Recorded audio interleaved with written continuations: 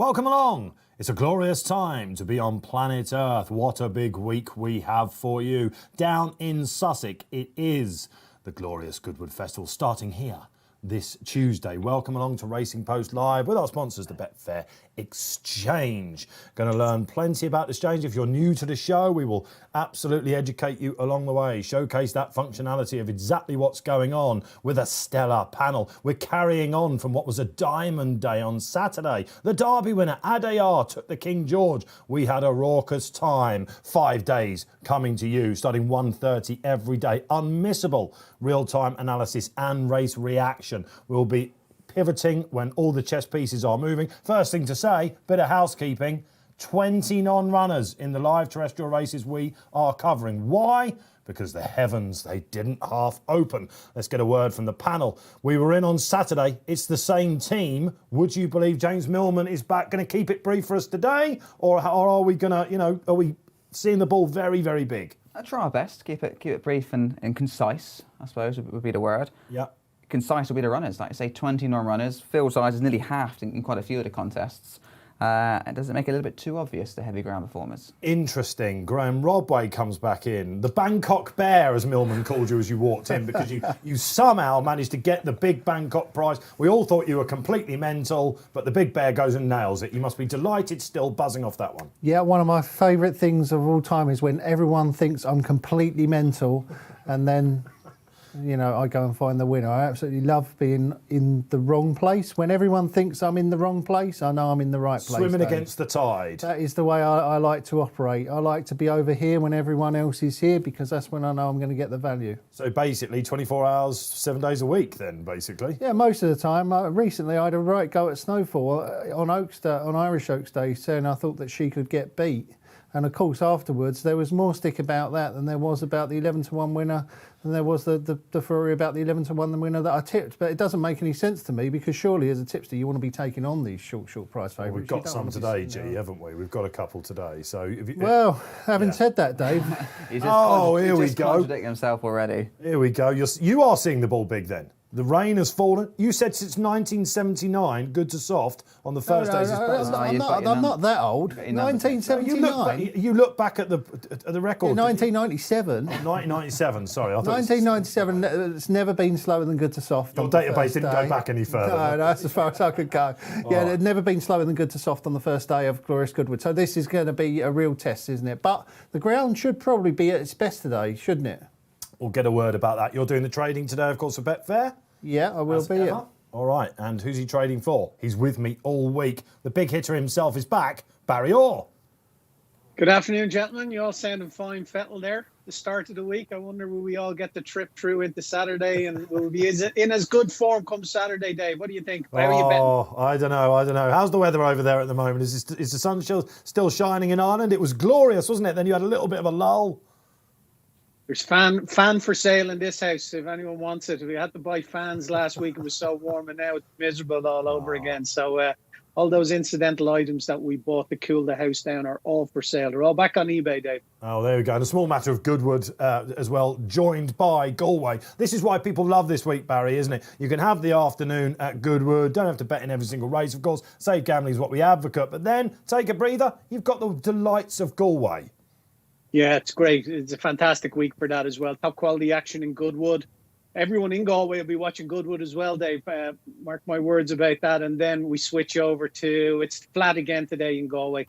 And the National Hunt kicks in Wednesday and Thursday. But some decent racing there as well. The Colin Quinn Mile, BMW Mile is the highlight at 6:15. And that's always a cracking race. Extremely valuable races, aren't they? The plate and the hurdle, of course, as well. That's Wednesday and Thursday. Get your selections in for Galway. Of course, we'll be giving you a mention along the way there. Viewer interaction, it makes the show. This is the interactive show that covers all the racing. Barry will be showcasing the functionality, as I said, of the exchange, maybe throwing in some sportsbook as well for you along the way. There's bound to be big features there.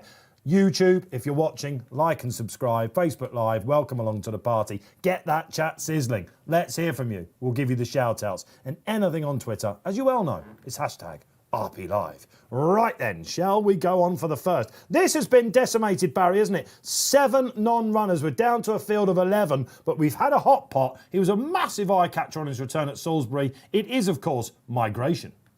Yeah, David Mesnier's horse with William Buick in the plate. Really well supported, Dave, even allowing for the non-runners. Is into 11-4 in the exchange now. Is 9-4 on the sports book.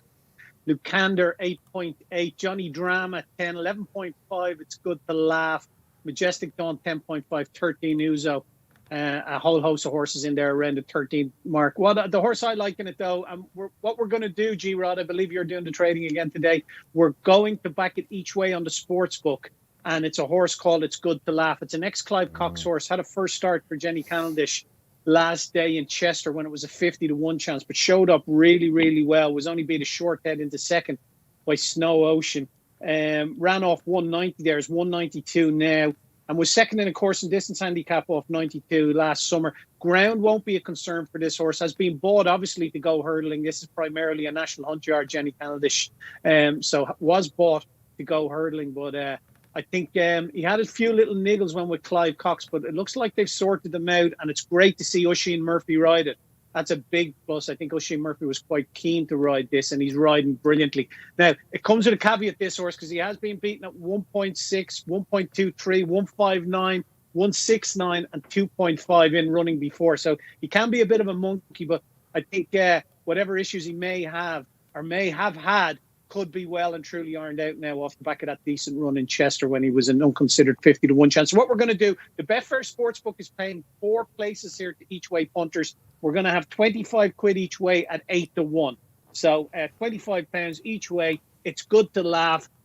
Utilising those enhanced place terms in the Betfair Sportsbook. It should only be 3 places traditionally, but enhanced place terms on a whole host of races this week as well, Dave. You're going to see me placing a lot of bets each way on the Sportsbook too. Avail of those enhanced place terms. It's some great generosity on the sportsbook this week. Happy days, Barry, and It's Good to Laugh. If you find a better horse name running anywhere this week, I defy you. I think Barry's right. Let's just concentrate on this chap, shall we? That's the first trade then of the week.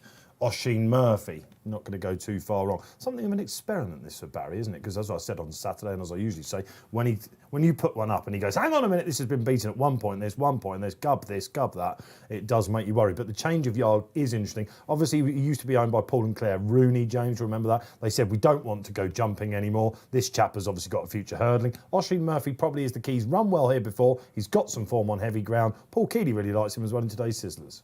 Yeah, he's interesting because he had one run for Clive this year and then ran absolute shocker behind Longanini on soft ground at Ascot and reappeared for New Yard 50-1 unconsidered and nearly actually got the job done in a short head. Yeah. So it's hard to know exactly because not many leave Clive Cox's yard and actually do well. So that's the intriguing point. It was such a promising first start for the New Yard, £2 higher, every chance. It's an intriguing little contest because you've got a very tricky short price favourite who I think has undoubted talent and I think is the most likely winner. Yes. But you're going to be tearing your hair out watching him in the run.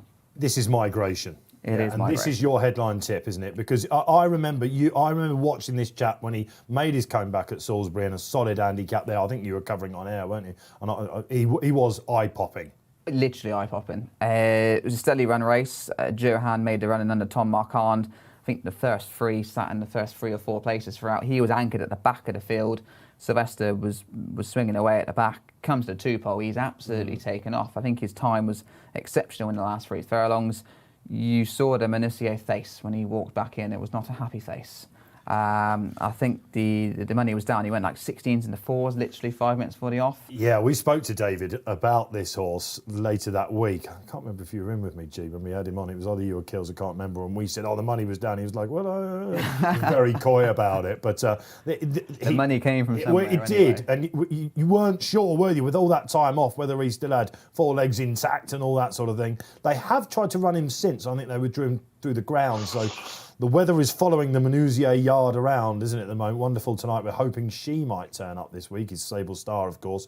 It's just the Goodwood luck thing. I suppose we're expecting them to come stand side, guys, GOE, near the stands rail. They do that on the soft ground, don't they, the jockeys? Yeah, I just wonder, being this first race, whether they might explore up the far side first before it gets too churned up, you know. There's a few front runners in here, aren't there? So Far side, possibly middle. There'll be more space. So the big plus is 7 non-runners. In an 18-runner field, I wouldn't have put him up because I think he could definitely find trouble. This is a bit of a minefield of a race historically, this. Exactly. Yeah. But I'm hoping now we've got 11, so it's a lot easier, should be, for Liam Buick to kind of negotiate a way through. They have that rail out, don't they, as well, for the first 3 days? That's right, So the false rail. The false rail. Then there's the cutaway, which theoretically they should then spread out.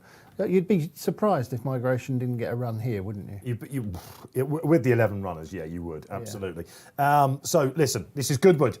So many of you. What are your thoughts about Goodwood? Is it a Marmite track for you? Some love it, some hate it. Why? Because on that inside rail off the home turn, you can get some absolute horror runs. However, it can be rewarding because the value is out there this week.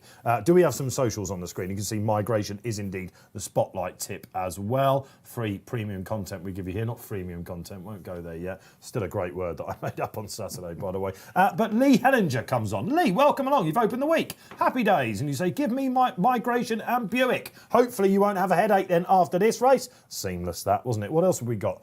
Who else has come up? So the favourite, lots of love out there. Kenny Ritchie says, Majestic Dawn for me in the first. Right, this guy has got a heavy ground win too. He's the Cambridgeshire winner, of course, isn't it?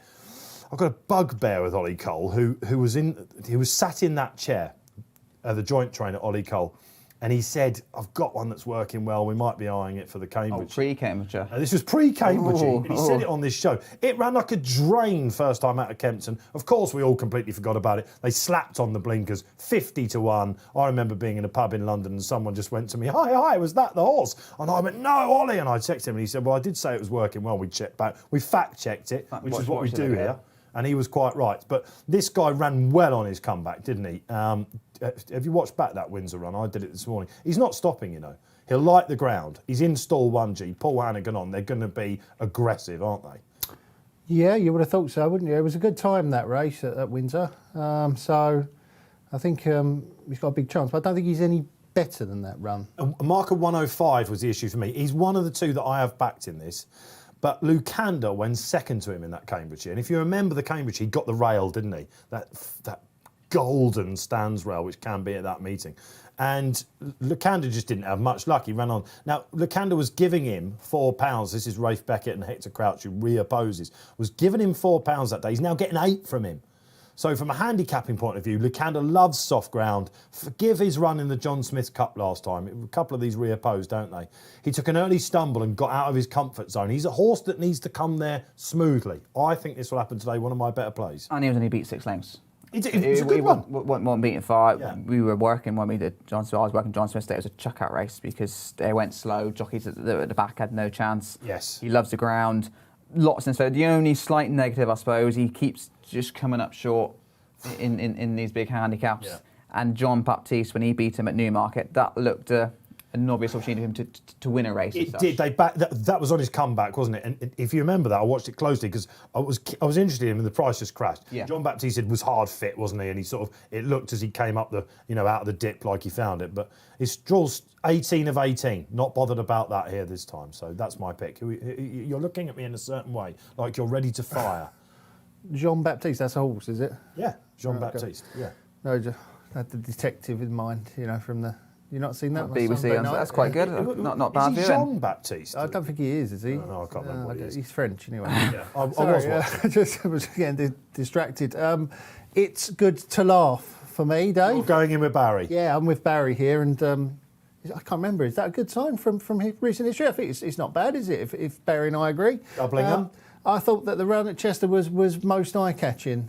He obviously was only caught close home, traded fairly short in running, mile 3 furlongs that day on good soft ground, so he should handle the conditions. He's got form on soft. Back in trip here on an easier test. I think he'd be nice and prominent. He'll be well suited by the shorter trip. Most of his best form's actually at 1 1/4. Quite surprised he's still such a big price, though, Dave. I mean, he's around about 8-1, and there's been. You said the field had been decimated. I always have to pick people up when they say decimated because here we go. all those years ago, There. years and years ago, I wrote a piece where I said the field had been decimated, and Keeley actually said, no, that is completely wrong. You cannot write the field has been decimated because it means that the field has been reduced by 10. So how many non-runners have we got in this? Because it's a Oh, I see. Yeah, so Not far off. apparently, yeah. 7. So we've got 7 non-runners. So the field hasn't actually been decimated. It's been hit by non-runners. Yes. So I just got to pick you up on that. You're still a little bit bitter about that, are you? Oh, it's never left me. I've never written it How many again. years ago was that? That was probably about 10. 10. You were decimated. It's been decimated. But All that time ago. I've never written the word decimated in peace ever since. A little insight into the mind of the bear that is Rodway there and his training in life with the Racing Post. Some might say it's still going on. Let's have a look. Do we have another social on the screen? I believe we do. Penalty fever. Oh, memories of Wembley. I'm following in Dave every race today. I think he's in form. I tell you what, I can't be in any worse form than I was penalty on Saturday. So I hope you got a lot of money. That's all I got to say. Exactly. Talking about a lot of money, Barry, where are they queuing up? Who's it all about? Is it just about his fab, or is there one that they fancy? Yeah, the money's coming for It's Good to Laugh into 9.4 now after going out to 11.5. So he's a plus. Candler is out to 9.0. 10 Johnny Drama, your favourite, steady away at 3.65. Uzo steady at 16.5. 11.5 Caradoc for Tom Marquand. So he's a bit of a positive as well. He's one of my project horses. We were talking about project horses, weren't we? And this is something I've been on. It's like a buzzword. We've all had these projects, and how much do you see before, you always can find another angle and jump off. I've definitely jumped off Caradoc. You've left him. I've left Caradoc, yeah. I know that he can come on for that run, and Ed Walker is in sizzling form, as we know, but he said he's ready to win when things go right. I'd say that's been the case for 2 years. I think they've given up with the ground because he has been taken out before on good to soft ground. I think they're just throwing the dice. Yeah, well, he's that sort of horse now, I think, isn't he? Just get him racing, absolutely. By the way, we should say as well, this race will be pivotal for the shape of the day. We've, of course, got some sizzling races coming your way. The Goodwood Cup is coming up, some dubbing it as a match between Trushan and Strad. This is Ding Ding round 2, isn't it? Didn't happen in the Gold Cup. Is he going to run? That's the question. I think he might not. I think he's odds on not to run. Barry, you think they've got to run, don't you, Stradivarius? I mean, he's a 7-year-old entire horse. He's going for a 5th Goodwood Cup. Why would they not want to run him? He's not going to get a hard race. If Frankie felt, Janie just doesn't feel good under him, I'm sure he's not going to give him a hard race. But I think they're ridiculous if they don't run him on that ground. He's a racehorse. He's there to race. He's 7 now. Come on. Yeah, he's of course going for the 5-timer in the race, isn't he? So he's got to run, says Barry. Ridiculous if they don't. Let's get one more selection up on screen. Emily Wemman. Chris Timms comes along. Chris, welcome back. Cockalorum, each way from me. Trip and ground, no problem. Ahead, you like that? I agree. I think that's a good shout. Yeah. If you get 4 places. Ahead of Lucander, wasn't he, in the John Smith? Yeah. Obviously, we've got the winner of that, Johnny Drama, as well. He was on soft ground. The pace just held up that day, didn't it? And I'm just wondering if there's, you've got Majestic Dawn, Cockalorum, Johnny Drama that likes to be out there. Victory Chime, he can make it as well. Sky Defender, Data Protection. There's loads of pace on here on paper, isn't there? They are down at the start, guys, I should say. Yeah, beautiful scene, isn't it, Dave? The rolling hills in the background. God's racecourse, they call it. One of the most beautiful tracks in the world, isn't it? Last time I went, it absolutely bucketed down there. Of course, they had 6 mil overnight, so we're starting on heavy ground. As you well know, most of you out there, but if you're new to the show, expect the wellies to be out for some of these horses. They will come back splattered in mud. 33 mil they had on Sunday. That was after another 7 on Saturday. So last time I went, it didn't feel like God's race because I couldn't really see past the furlong poles. Was that on this year? No, it wasn't this year. It was a couple of years ago. The first meeting back this year, one of the meetings, they'd take the furlong markers and the winning post down because it was that windy and when it comes down at Goodwood in Sussex, it really can't it? Yeah. All right. Yeah. So we excited about the week as a whole? Good week racing. It's going to be a shame if the ground might not decimate. I can't use that word. You've got it into my head now. The runners are going to be a little bit more on the limited side because it's literally all your fast-going horses that have run. We're not going to see any boom performances on this sort of ground. Surprised. Ed Arkle, the clerk of the course, he did a piece for the Australian websites. You've probably seen it on Twitter, some of you, and he's called it a heavy 10. Now, James, I don't know if What's a heavy 10? That is the worst you can get in Australia. That's right, it's like bottomless. Right. So he starts his piece actually very English. The lovely countryside behind him. He said, we've had a good spot of rain, he said, to the Australian viewers. And he said, it's a heavy 10 for you down there. But of course, they will be following it all over the place at the moment. It should be huge this week down under where they are forced. Has he ever, what's Chepstow on Boxing Day? Chepstow, well, Is that a heavy 20? Foss, isn't it? I think they'd be underwater in Australia for Chepstow on Boxing Day. I haven't looked at the going stick actually recently, but look, it's unbelievable. It's the first day of Glorious Goodwood. It is heavy ground. Get your long-range picks in this week as well. What's Patashkina won on Friday? Another record holder that we've got coming back. In sizzling form he is, but does he want it really bottomless? What about the Stewards' Cup? These big handicaps that we've got. The Golden Mile on Friday. When's the draw from that? Tomorrow. That's fingers on the buzzers time historically, isn't it? The biggest draw handicap probably of the year? Chester Cup, people will cry, but... Probably the Golden Mile in the fact on quick ground, if you are drawn out wide, literally you've got zero chance. It's that Golden Mile. Look, what a week we've got for you. What a race we've got coming up. Good luck wherever you're playing in the 150. You'll get all the race reaction here. You'll see the market unfolding in front of your very eyes. Let's face it, as we know, the exchange is the market. Barry, one more going in. What price are you going to go off? 9 to 4 migration. Yeah, he's 3.3 in the exchange, so that about 9 to 4 Betfair SP. I forecast Lucander 8, 11.5 Johnny Dram. It's good to laugh back at 13.5, 11 Caradoc now 10. Majestic Dawn 13.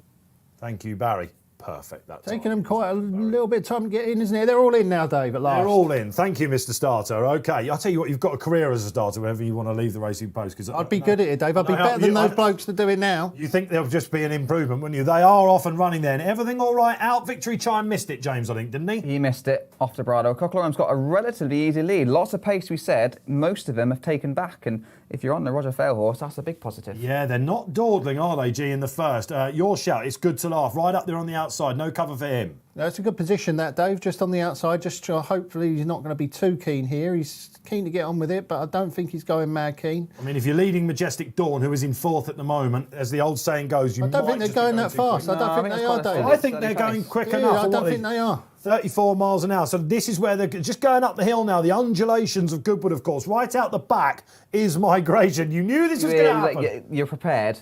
But they're not going as quick as I expected. Slow it right down here, Dave. I'll tell you what, Victory Chime is hating life, isn't he? Barry, what we got in running then? Lucander's at the back. 100 now. He went to 100 Victory Chime. He got a reminder there earlier. He's getting scrubbed along, but it's 9 to 4 Migration.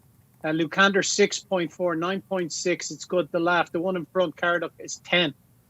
Where are they going to come here, Dave? Where are they going to come down the straight? Well, this is where we find out. OK, and they are actually, it looks like they're going to stick to the far side. So who's this, of course, on Cockalorum? It's Tudhope, isn't it, that's leading. Again, he's one of those jockeys, Tudhope, that when you see him out the front, he's probably not going Difference that quick. of opinion here. Yeah, absolutely. Yeah, here we go to Sky Defender and Franny Norton. Data protection be right here. Coming. Oh, this is not what going we well wide. Look at Lucander, he's absolutely cruising. What else we got? Migration, he's going to have to pick up, isn't he? Caradoc, the perennial eye catcher, he's still going for it as well. Johnny Drama, the John Smith's Cup winner, is he going to back up? I think Nearside have got this, guys, haven't they? I don't know. So going past the 2 furlong pole. Majestic Dawn's absolutely cantering, Dave. He's in a pocket, though. He's in a mess. He can't get around on the inside. This is what we didn't think was going to happen at Goodwood. Lucander pulls out then. It's good to laugh. Johnny Drama goes for it. Lucander down the middle. What about the stand side? Where are the stand side? They've all got it. I don't know if they have. I think they have. James. Favourite, Migration up the middle. Oh, here he comes. James Millman. He likes to open the show with a winner. He's going to do it again. This is absolutely steam dome. It was a huge eye catcher on its return. Hats off. Keep it brief, Millman. One like a group horse in a handicap, that I think. No problems about the ground whatsoever. Right down the middle. Oh, Barry Orr, what a messy grace. How did the exchange react off the home turn? Yeah, well, your winners Betfair SP at 3.2, one of the best back horses of the day. Hit a high of 9.8 in running. Johnny Drama hit a low of 4.0. Majestic Dawn hit a low of 6.45. What else was there? Cockalorum, who tried to make all, was 7.2. That only hit a low of that. It's good to laugh. Flattered for a while, hit a low of 6.6. Sky Defender, who was over on the stand side, hit a low of 2.8, Dave. And Data Protection, the other horse that ran up the stand side with him, hit a low of 2.5. So in running bettors, we're of the same opinion as you that they were in front, but the winner come down the middle of the track. Yeah, I thought I can absolutely see why that's the case. Sometimes we think it's mad when Barry's telling us what horses are touching running. That's why this show's so interesting, isn't it? Because people are putting money where their mouth is in running. I thought the stand side had it. That's not what you want to see. But a lot of people, will be thinking, Glorious Goodwood is back. The 2-1 fav. No's worried about the ground. probably helped him. 2 more disappearing off that side, and he had 9 to face on his side of the group, because he's tricky. And to be fair, Barry mentioned he went as big as, I think it was 9.8 in the run. I wasn't massively happy for out. William Buick was niggling away, and the response wasn't instant. But once he took off, like he did at Salisbury, he absolutely flew. And that's the mark of a good horse. They've not gone, I don't know, me and Gio, I don't mean they've gone that quick. Cockalorum in front had a relatively easy lead. And it just meant that Migration did come off a bridle a little bit earlier, perhaps, than William Buick anticipated. I thought he looked in a little bit of trouble. OK, G, let's pick the bones out of this. I mean, the winners come from last to first. That's one of the initial things we should say. The field was hit by non-runners. Did it make his task easier? Is this a group horse in a handicap? One like a group horse in a handicap. 1 horse race, wasn't it, Dave? Yeah. Final furlong, you could just knew what was going to win, because he was just good doing 2 strides to everything else is one, which suggests that he's in a completely different league. I like to the that. horses 2 strides to every horse is one. I like that. Yeah, he was in a different league, wasn't he? Yeah, Absolutely a fair bit of different ground to breed. make up as well. Like he's not like he was right. Look up at place. Lucander. He knows my pick. He probably saw a bit too much daylight, I think, and I don't know, for whatever reason, he just didn't really go through with it. But he's behind him, and Lucander at this point, 3 furlongs out, is cruising, and he's been scrubbed, isn't he? It's what you like to see in a racehorse, that response. Yeah, no, he's really quick and nicely. Caradoc had a good 2 lengths in front of him. He's finished second. He's run real well. You said a bit of a cliff horse for you. He's consistent. He's probably just hit his limit, really, with his handicap mark. You just watch his head carriage as well there, Not Joe. the most pleasant, to be fair. It's a bit up in the air, isn't it? Oh, yeah, look at that. He's really throwing it around. So listen, we'll get the race times for you. We'll find out if it is a heavy 10, as Ed Arkle said. Cockalorum then stuck right to the far side. If you're going to have an eye catcher out of it, Majestic Dawn got no run whatsoever, did he? And he's a horse that has to get rolling, this horse. Give him another chance. Yeah, he ran all right. They were all a bit of a muchness in behind, weren't they? It was the winner and then the rest. And I think in behind, they're probably handicapped about right. Yeah. And this one, you win a Migration, was much the best. And you got lucky with the non-runners, if you like, on that front, because he was able to find the run, wasn't he? This is what happens at Glorious Goodwood. 2 furlongs out, when they really get running, it becomes so tight, doesn't it? How many times has you screamed at the telly? You know, you just can't get a run. What do you make of the where they've gone all over the track? I don't think there's that much in it across the track, judged on what we saw. The 2 that did it, Data Protection and Sky Defender, weren't 2 that I fancied. And they went low, didn't they? So yeah. They traded low and they finished up 6th and 7th, didn't they? Or 5th and 6th. So they're well beaten at the finish. It'll be interesting to see what they do here, whether they elect to stay on I'd say 2-year-olds will stay on the far side because they're inexperienced. Wow. And I think it's just easier for the jockeys to stay as one They would have group. given up a lot of ground, though, wouldn't they, by making that move going right the way across the other side of the track. So it's hard to... I just don't think there's a lot in it. We know what the jocks are like, though. The winners just come up the middle. I imagine something will be trying to angle for a run. Yeah, I think, and if the jockeys do ride in one group, it makes life so much easier for everybody else. So hopefully they do that for the rest of today's meeting anyway. All right, we are off and running. It's glorious. It's Goodwood. The Fav has won Migration. How many of you had the banker there? Let us know. Good start to the day. Did you take him on? Let us know. We'll give you a shout. We've got some group action coming up for you. Of course, we finish at 4:10, I think, isn't it, the last race? That's a very fast and furious sprint, around about 11 to 2 to field. Where will the draw be? Of course, we've got the Stewards Cup coming up on Saturday. All these great races that we will be seeing in front of us. Word for David Manouzier.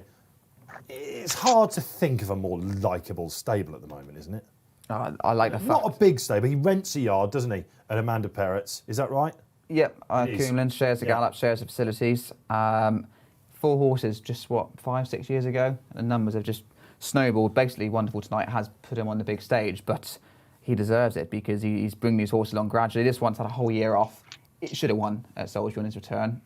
Probably benefited handicap marks stayed the same. Went up a pound, didn't he? Yeah. But he's got another group horse in his hands here. But the way he carries himself, the way he interacts on social media, you know, it's Bubbly character, isn't bubbly he? character. David.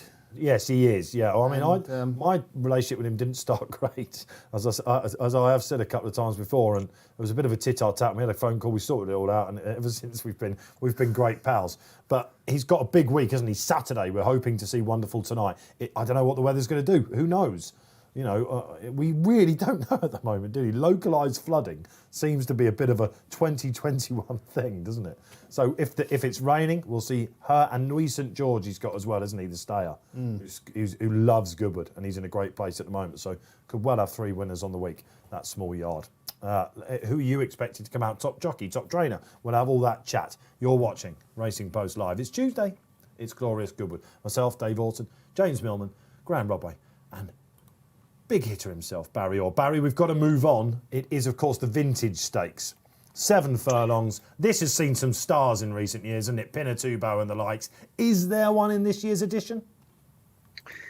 If there is, it's Berkshire Shadow, who's 2.8 your favourite at the moment. Now, obviously, Lusail, who was vying for favouritism with Berkshire Shadow, is a non-runner. Angel Bleu is 4, 6.8 Eldritch Jones. Acropolis 6.8, and it's 12 bar. I backed Berkshire Shadow in the Coventry. I thought he got everything his own way in that he was drawn the right side. He was drawn where the speed was, and he made good use of that.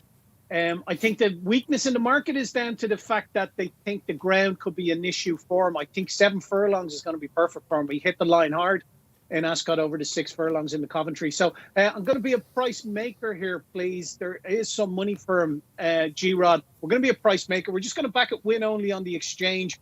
2.780 is at the moment the back. I'm going to look to back him at 2.8. So that'll go into the lay column. We want someone to come in and lay us that bet. I think 2.8 is an eminently fair price here, considering he was around this mark when Lusail was in the race. And I made it a match between Lusail and Berkshire Shadow. I didn't think, although the Coventry form has taken a bit of a knock, I thought he was a very impressive winner of that race. I can't see Eldritch Jones turning around. And the second favourite, I think they're going to the well very quickly with that one after contesting the race in Ascot that we covered on Saturday. So Berkshire Shadow for me to uphold that Coventry form at 2.8.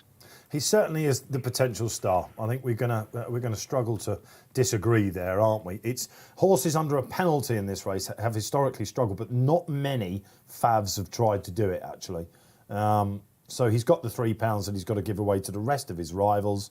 We don't know about the ground. Andrew Balding in the paper this morning, you'd have seen his comment saying we always thought he was a miler. They could have stuck to 6, couldn't they, James? Yeah, they could have, but he's from the family of Islington. This should be the bare minimum. Grand 5, Dam, 6 isn't furlongs. it? Yeah. Dark Angel, obviously, the speedy influence. Now, Barry mentioned the ground, and that is my worry, because the half-brother by Invincible Spirit had one run on that surface and was tailed off and didn't even record a racing post rating on debut at Redcar, and has had wind problems and run on much quicker ground since. Dark Angel has winners on a heavy surface. We saw Harry Angel win at Haydock in the Sprint Cup on similar kind of ground. Yep.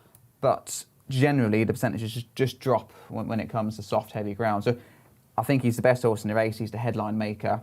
But you've got that slight ground doubt in your mind, and that's probably why he's a bigger price than anticipated. He doesn't represent what we call sexy connections, does he? No, big powerhouse operation. Yes, it's Andrew Balding, who traditionally has a great Goodwood week, G, but I guess it looked like it might not be the hottest of commentaries, and the form hasn't worked out that well.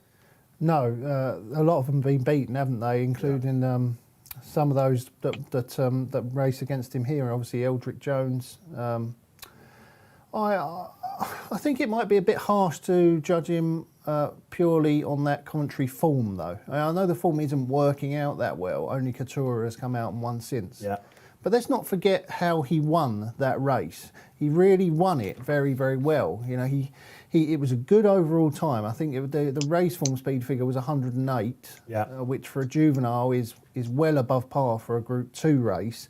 And he finished the race 0.35 seconds quicker than anything else in the race, according to the sectionals given by Longines. Now that 0.35 seconds over 2 furlongs, that is 2.1 lengths roughly. So he's by far the best horse in that race. He finished nearly 2.5 lengths quicker, or 2.25 lengths quicker than anything else in the race. So yes, it was a poor race in behind him, but it was an exceptional performance. And he's 1 from 1. He's 2 from 2. Sorry, in 1-1 or whatever. Gee, I've got to interrupt you. There is some breaking news. James, you just flagged up to me. Lee Motter said, our man on track today. He didn't look that happy after the first John Gosden. We saw him and Thady walking it there. The shoulders were down a little bit. Stradivarius, non-runner, Barry. It's ridiculous. It really is. Yeah, so there we are. Look, we'll pick the bones out of that. Barry, perhaps you could tell us what's going on with the market now. They'll obviously take a little time, but Trushan's going to go proper short, isn't he? Of course, he's conqueror on Champions Day. Alan King, big week for him. He's got Asymmetric as well running in the Richmond as well, isn't he? The best 2-year-old he's ever had. Could Alan King be on for another big week at the festivals? Possible Royal Ascot winners all over the place here, suddenly. So no Strad. That means I'm going to have to look elsewhere, I think, because if he'd have run, I'd have given him a strong in chance, the camp. I think. Okay. Yeah, I just listen, talking about by far the best, but they're obviously looking after the horse, aren't they? This is the thing. I think they got a defeat at the back end in the Champions Day. There was some conjecture about whether he was going to turn up this year, wasn't he, after Champions Day last year? Do you remember? They were like, because they went to the Arc, didn't they? It was like, let's get it into him. He's obviously a gelding. Is he He's a colt. He's still No, colt. That's he's probably a colt. why he was a perhaps colt. isn't Why quite don't I as get it? enthusiastic this season. It's amazing he harder to stayed keep around, him. really, isn't it, as a 7-year-old? Definitely. Mighty Mouse. Yeah, but Yates was older than him. I think Yates won his last Gold Cup at the You've got to age stick of around to win the Gold Cups, I suppose, haven't you? Yeah, Sequence. Yeah, it's Little another one. I don't really get that decision at all. But What, retiring horses? well, It's a no, commercial thing. no, I don't get the decision not to run. I mean, the horse is 7 years old. He's been and done it. His best performance ever was the Gold Cup day. What Laughed at Nayef Road 2 years ago, but he has had one run on a heavy. I assume that might have been the Champions Day run, was it? Or Yeah. Was it? Yeah. And what have they got to? he ran like a boat. What have they got to lose here? Oh, I concur with both Barry and you. I'd be running him, but I suppose they don't want to see him get beat again. If he goes and wins, then great. If he loses, he's a champion times over. We know how good he is. He's not going to lose anything defeat. Have a go. He's It's not going to sad get for bottomed his out here. fans, of course, the legion of fans that he's got, and it's sad for the Gosdens as well because, I mean, we should have tried to get the family line, of course, on this. You could have maybe dialed up Uncle John, couldn't you? Another What word. you think that John might have sent me a little text? Saying, no, we're not going to get go on today. Trushan, basically. But it's sad for them because they brought him back this year with two big targets in mind. He came back in the Cigaro, didn't he, and showed he still had that turn of foot. The Gold Cup and the Goodwood Cup would have been the two races, really, that they were looking at all year. Now where do they go?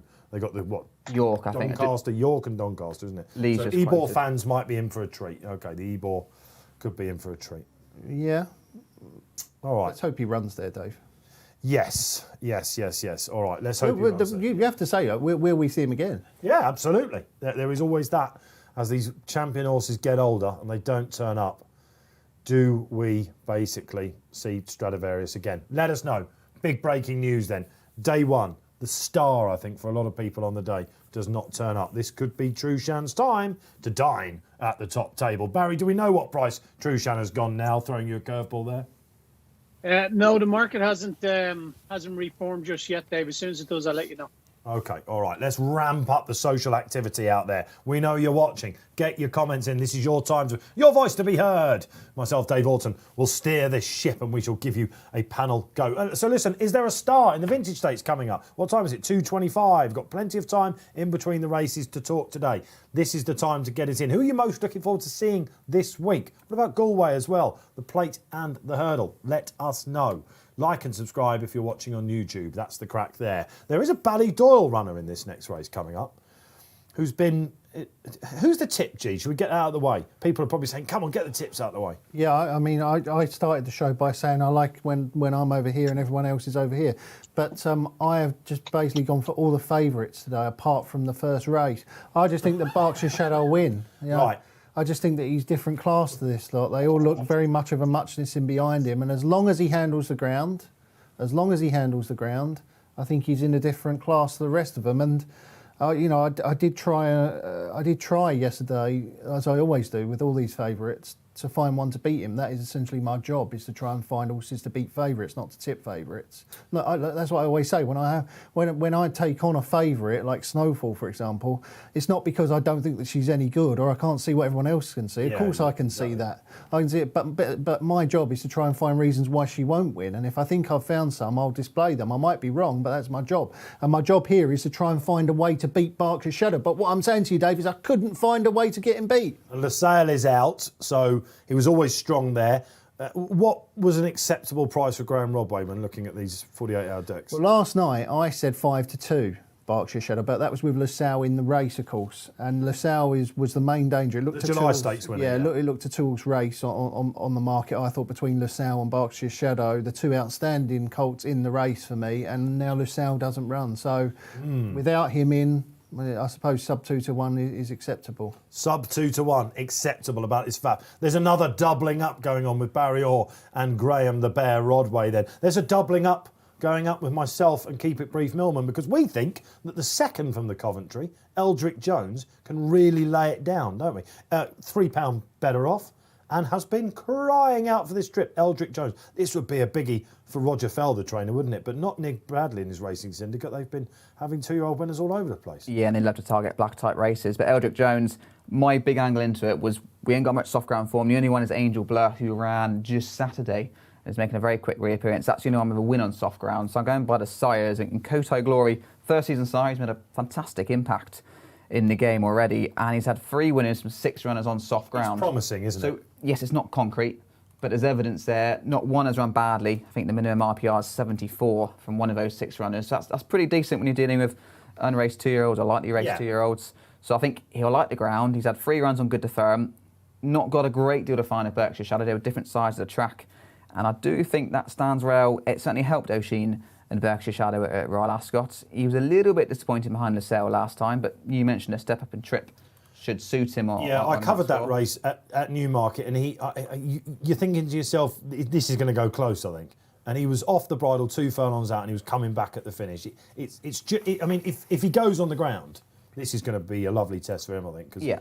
What's going to lead? That's the question. Will it be Austrian Theory, maybe, for the Johnson? You'd imagine they'll let him stride on. As Mark Johnson was interviewed the other day, I never tell my jockeys to lead. No. You might not tell them to lead, but if there's no pace on and they're not leading, they're going to be in trouble. So I would imagine Joe, front-runner jockey. Saturday. Angel Blur. Angel Blur, yeah, good shout, Barry. Absolutely. Frankie Dettori, best front-running jockey I've ever seen. He is on. This would be the buzzer in the market, wouldn't it, Barry? I think this chap. Yeah, very much so. Went to 3.95 on the exchange now, but didn't Frankie try to make all on behind New Science? Did New Science just come and do him on Saturday? He tracked leaders and he took it up about 2 furlongs out, Barry. So.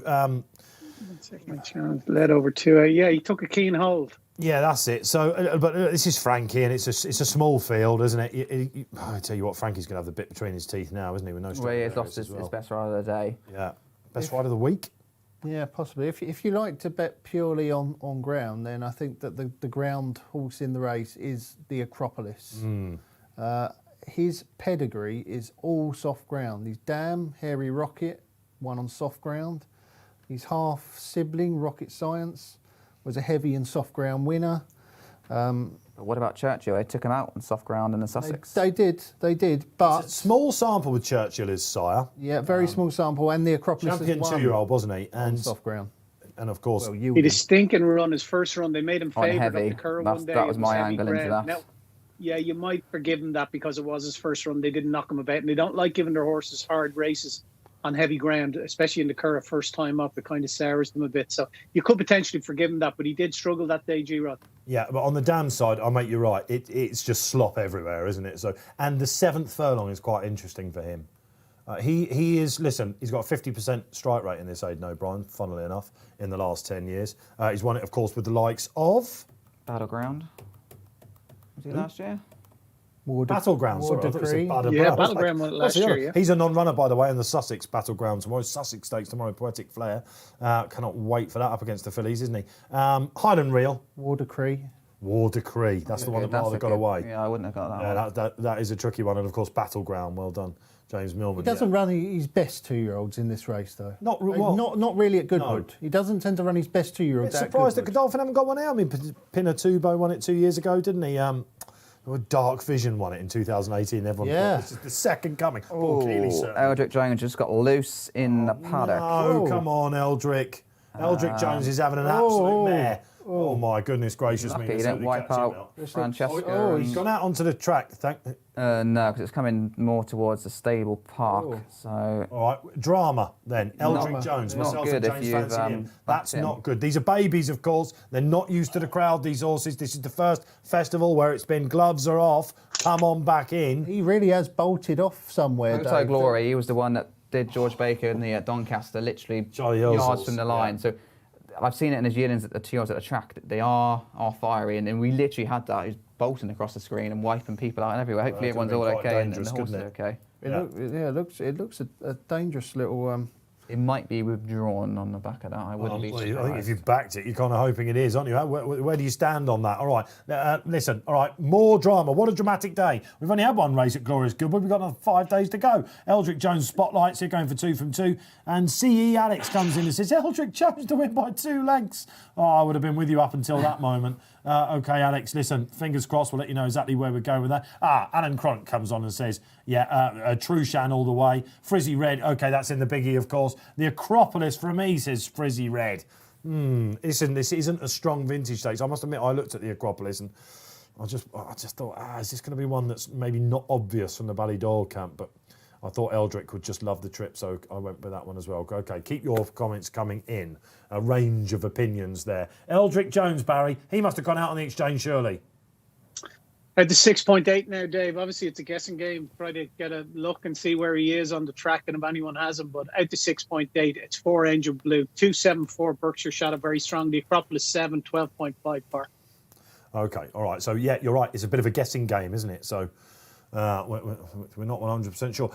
This Austrian Theory for Johnson. Now, Johnson's won this 4 times. I mentioned Dark Vision, that remarkable performance under Sylvester. Best horse he ever had, and it just went downhill beyond. Went to Godolphin, didn't it, and became a cliff horse for everyone. Everyone jumps off and he becomes a Hunt Cup winner. It's absolutely typical of these projects. However, Austrian Theory, the debut run, he scraped home, didn't he? But he sort of beat what I thought would be quite a good horse that day. He just didn't turn up on the July course for whatever reason.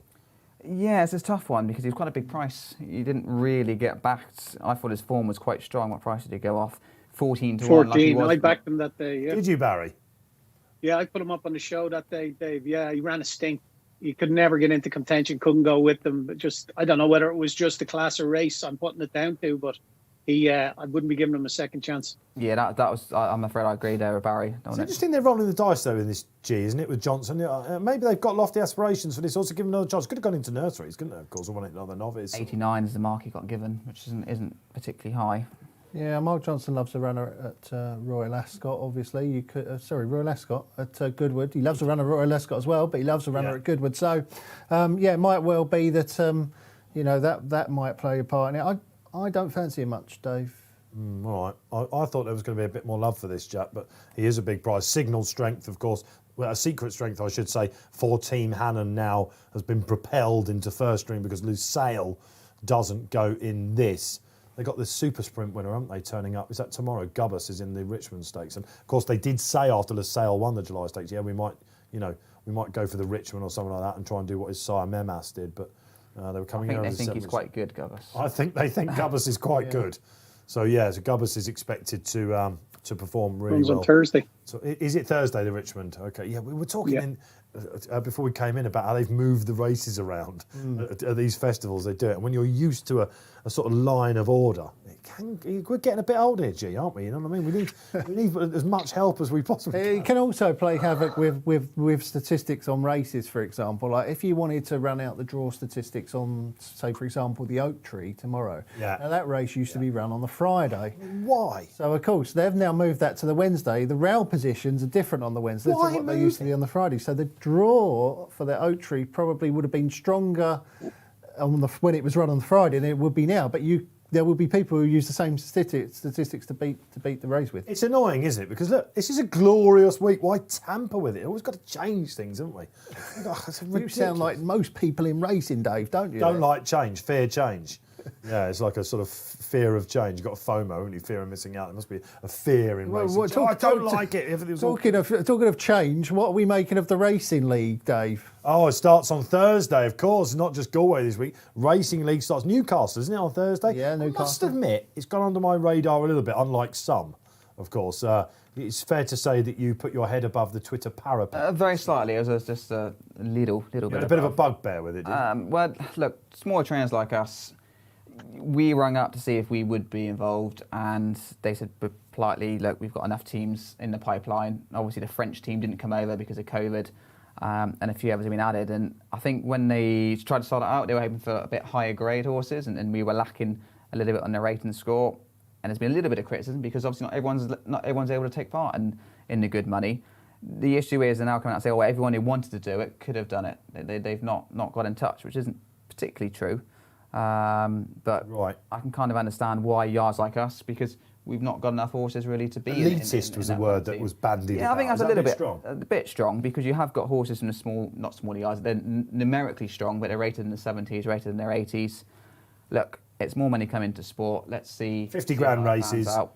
A lot of big players have committed to it, haven't they? So I think you need a bit of an open mind, but against that, like I say, we've got 3 potential horses that could go in 0-90s, and they're not available for them. a lot of people sort of saying, why is it starting at Newcastle as well on the all-weather during the flat turf season? you know? during Glorious Goodwood week. Yes, That's the other thing. That is Absolutely. what gets to me. I don't understand if we're trying to bring in a new initiative like Racing League, should be like the headline thing in the sport, surely, on the day. Yeah. Well, if you listen, this is a Sky project as well. You watch it on Channel 415 on Sky, of course. And Sky don't cover Galway, Sky don't cover Goodwood. So they're saying, well, we're, you know, Yeah, they're doing our own thing again, you know. Yeah, but I mean, we've got Goodwood and Galway this week. We're trying to come up with a new incentive that's going to get new people into the sport. Why can't we wait until next week when there's Shergar Ripon and Cup. Thirsk and all sorts of... We've got Shergar Cup with no internationals. You know, it's like it's a bit bizarre, isn't it? This is just racing all over for me, isn't it? You know, oh, well, we've got this great new Here we go. initiative. When can we start it Letters off? being When can poked. we start it off? Oh, well, let's start it off in the middle of glorious Goodwood and Galway when everyone will be watching Galway and Goodwood. We'll get absolutely 0 column inches in the Racing Post because we've got loads of space given to Goodwood and Galway, rightly so. It beggars belief. It's a headache for you then. Oh, it doesn't make any sense to me. You know, Yeah. if you're trying to start a new thing, surely you want to do it when nothing else is on, so that it can take precedence, get the headlines. Oh, I thought so. I must admit, it was a googly to me when they bowled that one at me about a couple of months ago. Our very own Tony Ennis, of course, will be doing all the commentary. Because we all want to support it, Dave. I want to support exactly. it. You want to support it. Yeah. The Racing Post wants to support it. But we're going to have little chance to do so if you're sticking it on when it starts right in the middle of the you're not gonna biggest have week of the year or one of the front page biggest. headline, are you, on Interesting Thursday? concept, isn't it? So we'll give it a chance. We'll see how it goes. That is on Thursday. So if you're wondering why Enzo isn't on the show this week, he's the sole commentator on that. He's signed up for it, and he actually sent me a message saying, "Oh, you know what he's like, Enzo. You've probably got to know him on this show a little bit now. He fears everything before he does it. You know, he's very, very, conscious of everything that's going on around him." And he said, "I'm not going to get to call the horses much. We could be calling teams, jockeys, all that sort of stuff." This reminds me a little bit of when the Shergar Cup started. People were up in arms about it, weren't they? Spanish Mission, also a non-runner. They're dropping like flies in the Goodwood Cup, bringing it back to today. No Spanish Mission then, the York winner. He's out. Team Balding saying, no, it's too deep for us as well. Trushan will be capitulating in the market. 11 to 10 on. 11 to 10 on. Yeah, that tips on he is then, Barry, is he? Yeah, just shade of odds on at 10 to 11, 13 to 2, Emperor the Sun, Santiago 7, Sir Ron Priestley 15 to 2, 12, Aron Naveen and 14 Bar. There you are. Thank goodness you pronounced that and reminded me about that Ornavine as well. Could this be the day where he comes good? Santiago will bounce back at some point, won't he? Do you remember last year when everyone thought he was going to beat Stradivarius? He was getting the weight. Was it last year? He was, wasn't he? Yeah. He was getting the weight, wasn't it? Yeah. He sort of, and since then the wheels have come off a little bit, haven't they? Yep. Well, quite a lot, probably. Yeah, quite a lot. Santiago. He's not as good as we thought he was at this time last year, Dave, is he? All right. Who was with Trushan? Who was taking on Trushan? You just left a little bit gutted by this. They're dropping like flies, but Alan King's mud charge will go through it, no problems whatsoever. Is that the hot part of the week now, all of a sudden? Unbelievable scenes here on Racing Post Live. We're approaching Looks the like vintage stakes. Eldritch Jones has There. made it to the start nice and safely, Dave. So I'm in that's two good news. minds about that, Mr. Millman. I'm in He's not two minds sweating, about that. from what we can see, Dave. No. There is a bit of the cot eye thing, isn't There's there? definitely a quirk there, and he's just going forward into the stalls. I think he's going to be He's a nice all Ranger sort, okay. though, isn't he? He's going to love this. Listen, let's hope everything's all right there. It was a big day for Roger Fell, his trainer. Group race success. We've seen quite a few of the smaller yards, for want of a different adjective, taking out the group races, of course. Wasn't it great to see Dave Loughnane? He did Go Bears go. Go Bears go, and then he went a month without a winner. It's amazing how it can happen. I missed that. Yeah, he did, yeah. So thankfully, back on the score sheet is Dave. Definitely That's a great machine. trainer. Top 2-year-old. Acropolis being well punted into 4.9 now from 7 and 7.5. This was a fascinating one, Barry, because you're thinking they could play at this sort of price. Yeah, they've come for it big time now. 4.7, 4.6, getting shorter all the time. Berkshire Shadow obviously gone the other direction off the back of that 284 now, Berkshire Shadow. Okay, so the market levelling up a little bit. Good luck wherever you're playing in the vintage stakes. A small but fairly select bunch are off and running, and Berkshire Shadow not the best away, but you imagine, G, the plan would have been to hold him up. He's anchored out the back. Yeah, plan would be to drop in. He wants a good pace here, Berkshire Shadow, and it looks like Austrian theory. Yeah, absolutely. In the subjective. I was going to call it Austrian school, but that was the other one. That's it. That'll be 2 mile already. There's obviously some sort of Austrian prefix going on with them, but he is out in front under Joe Fanning. Then what will Joe do? One of the great front-running jockeys as well, isn't he? The Acropolis, big, good-looking sort, isn't he? Striding out nicely on the ground. Too keen as Frankie on the very sweaty horse around on Saturday, Angel Blur. Yeah, they're rolling the dice with Angel Blur, aren't they? It's good to see, isn't it? Secret Strength, the outsider, then the back market at the minute. Berkshire Shadow covered up. How are you feeling, G, at this stage? Yeah, fairly confident. I'm hoping we're going to see that really quick turn of foot that we saw at Ascot, where he took 2 lengths out of them in the last 2 furlongs. Let's see, Dave. They're sticking far side again, Barry. What was the market like? Yeah, the Acropolis that likes 3.1 now. Acropolis 262, Berkshire Shadow, Angel Blue 8 to 5, 7.6 Eldritch Jones, 11 Austrian Theory. He needs a run. Favourite's getting scrubbed. Yeah, he's stuck on the rail. The favourite needs a bit of a run as well. Here comes the cutaway then. Will Eldritch Jones be quick enough to get over it? Austrian Theory now struggling. I'll tell you what, he only ran 3 days ago, but Angel Blue is absolutely... Yeah, he's quicking up well, isn't he, He's Angel? in front. Look at Austrian Theory on the inside. Berkshire Shadow... Oh, Messi on the inside. Another messy one there. Angel Blue came right across him under Frankie. Took Ryan Moore out. Didn't help Eldritch Jones as well. Here comes the Fav down the middle. Can he get there? This is the turbo boost. Angel Blue, though, they rolled the dice. Snake Eyes. Frankie off in the second race then. Oh, the burden of the world upon Frankie Dettori. Stradivarius out. You cannot keep the superstar down. What a ride that was. Buzzy, sweaty. Looked horrible, didn't he? But they knew this was a group race they could take out. Not quite for the Fav barrier. No, it was a funny sort of run from the Fav. He didn't have a great posse all the way around, and when he pulled him out to the centre of the track, he did run on for him, even allowing for the ground. Hit a low of 1.92. Berkshire Shadow did. The Acropolis hit a low of 2.06 in running. But your winner, Angel Blue, he was a Betfair SP of 4.7, hit a high of 22 in running just for small money. And this could be a quick double, couldn't it, for the owner and the stable. Mark Chan, of course, he's got Kinross in the next. The Lennox Stakes, Creative Force, looks sure to go off Fav in that. Been really, really well back. Cannot wait for the third race. But pick the bones out of it, G-Rod. He stayed, doesn't he, Berkshire Shadow? Yeah, he looked a bit slow, didn't he? When he pressed the button, there was that turbo acceleration that was there at Ascot wasn't there, and then he's just stayed on at the one pace. I think just latent ability's got him in second. I think he's well below his best. I don't think it was a great race, Dave, do you? No, it wasn't a great race. I mean, look, he's messy, wasn't it? Rated 95, Angel Blue, so we're talking about... And beaten a listed race on Saturday. He didn't actually win on Yeah, New Science. I mean, that's a boost for New Science, isn't it? But one thing that he does like is deep ground, and fair play for running your horses.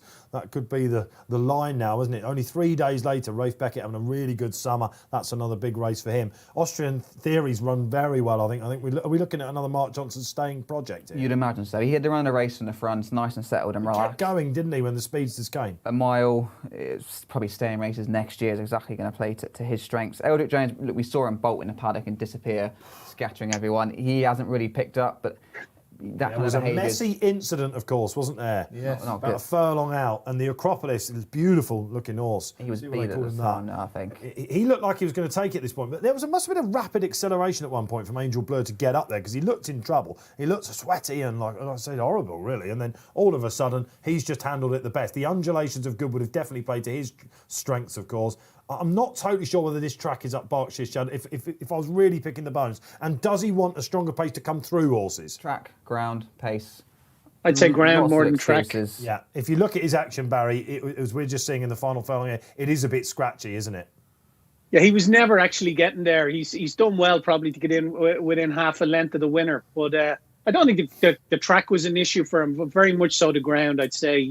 That just wasn't for him. Even when he pulled him out from the rail where it had churned up a bit from the first race and there was a little bit of better ground up the centre, he seemed to accelerate somewhat. But he was always held, wasn't he? Is that a bit of clumsy riding from Frankie there? Is he going to get a few days, James? It looks that way, doesn't it? It shifted pretty quick.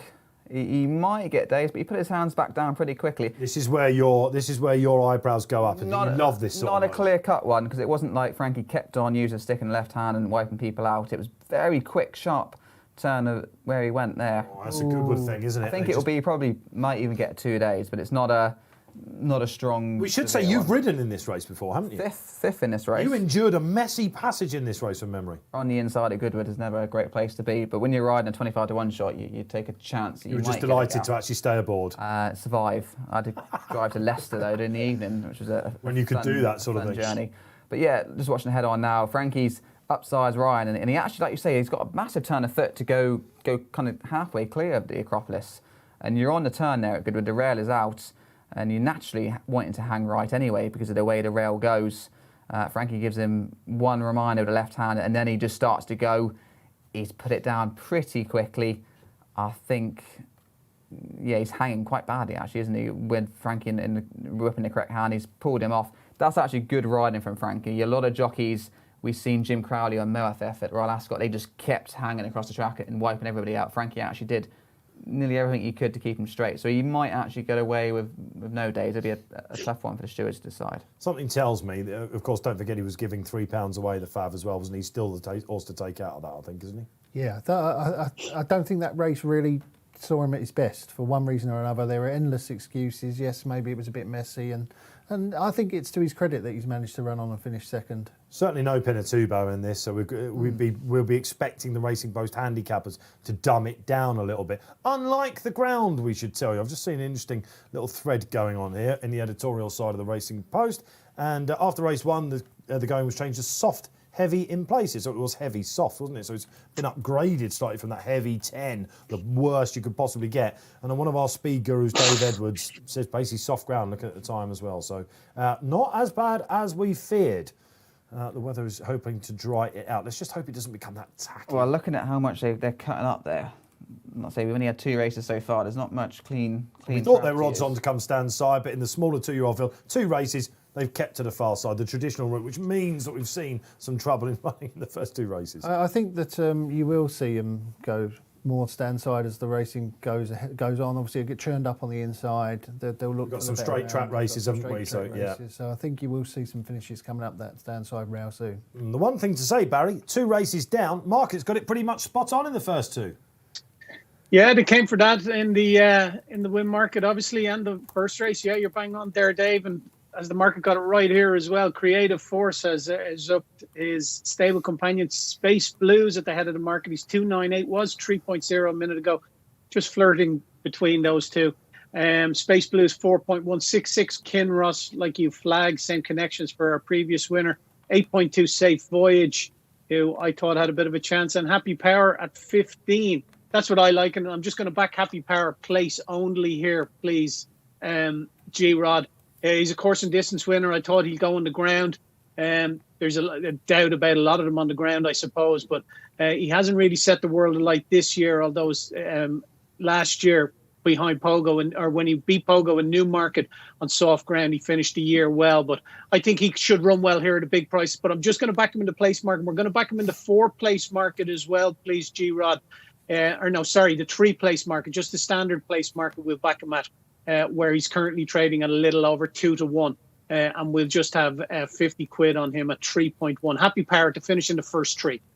Okay, there you are then. So Happy Power, yeah, absolutely. He's got his ground, hasn't he?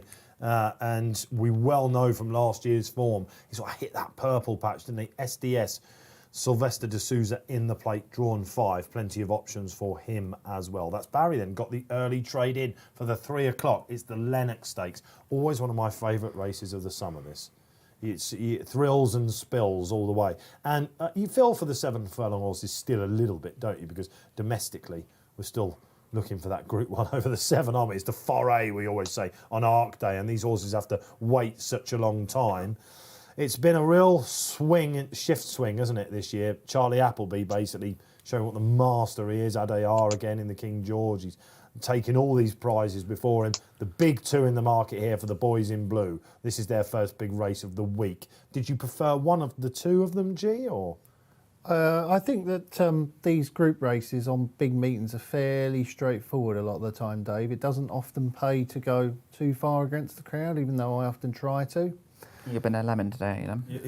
Yeah. You're diving in with them this time. Well, whenever The the problem is, Dave, the problem is, and this is true, whenever I dive in with the offer, they always get beat. You know, you've just seen one there. It's all in your mind, G. It's all in your mind. You know, and this race is a Group 2 race. Is that right? Yeah, it's a Group 2 race, right?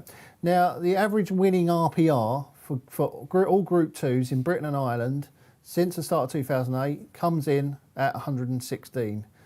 So if you'd backed every horse in Group 2s or lower that had run to 116 on their previous start in Group 2 races or lower since the start of 2019, you'd have won 45 bets from 124 runners. That's nearly 37% and a small profit at SP, £8. So it's fairly straightforward, Dave. You just have to back the horses that have already run to the level needed, and the level needed is 116 RPR.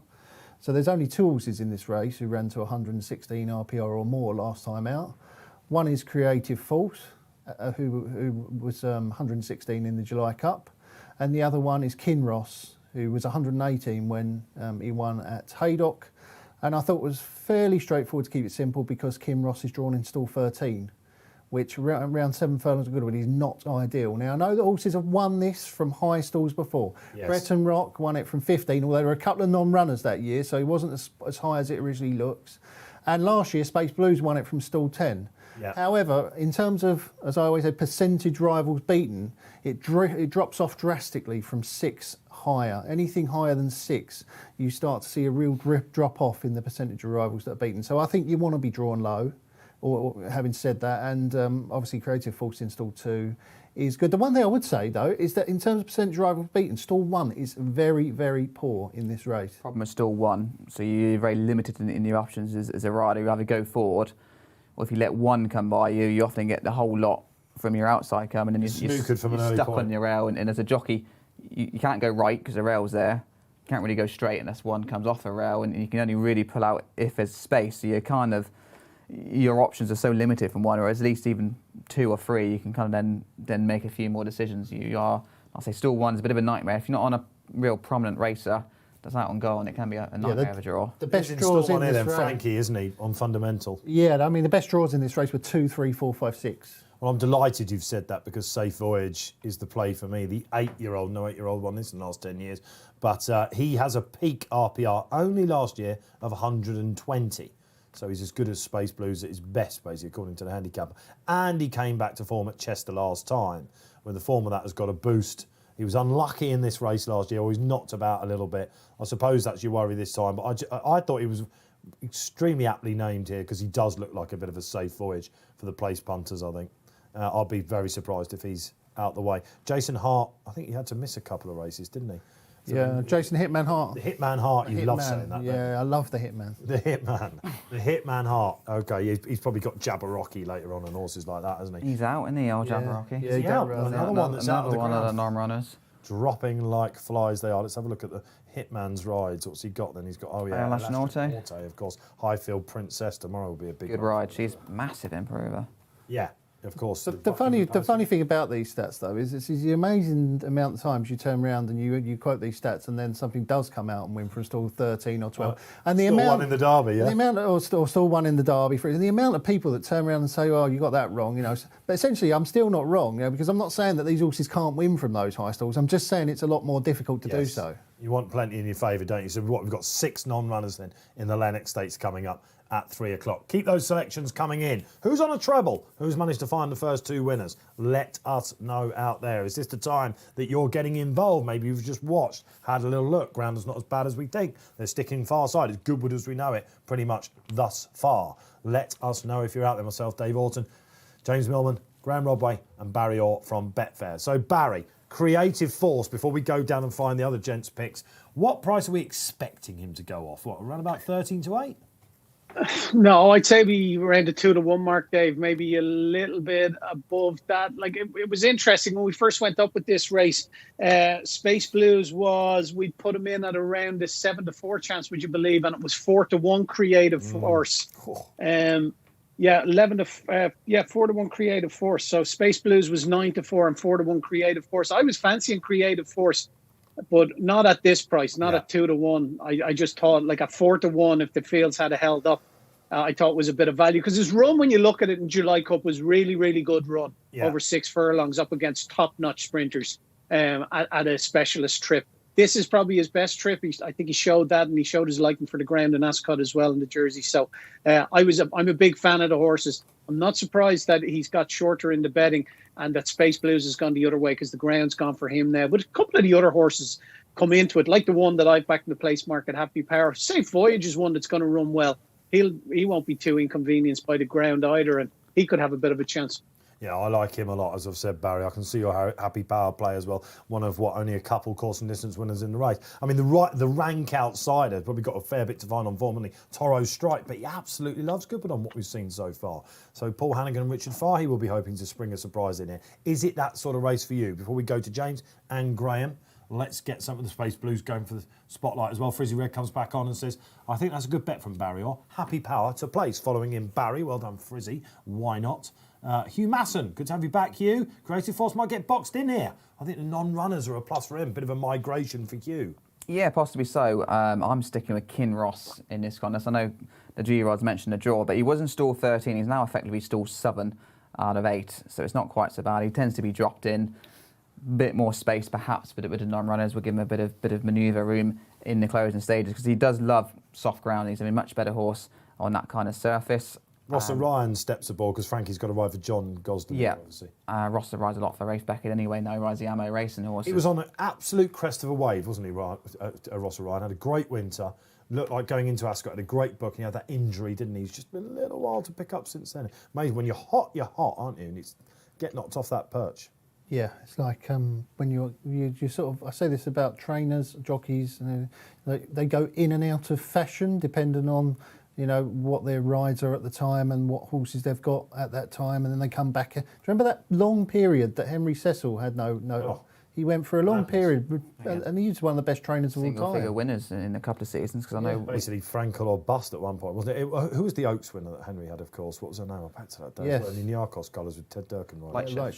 Light shift. It's in there somewhere, Millman, isn't it? I don't know who quite got that first. That was a Millman victory, I think. Short head. We saw a lot of photo finishes. I think you've just pipped him there.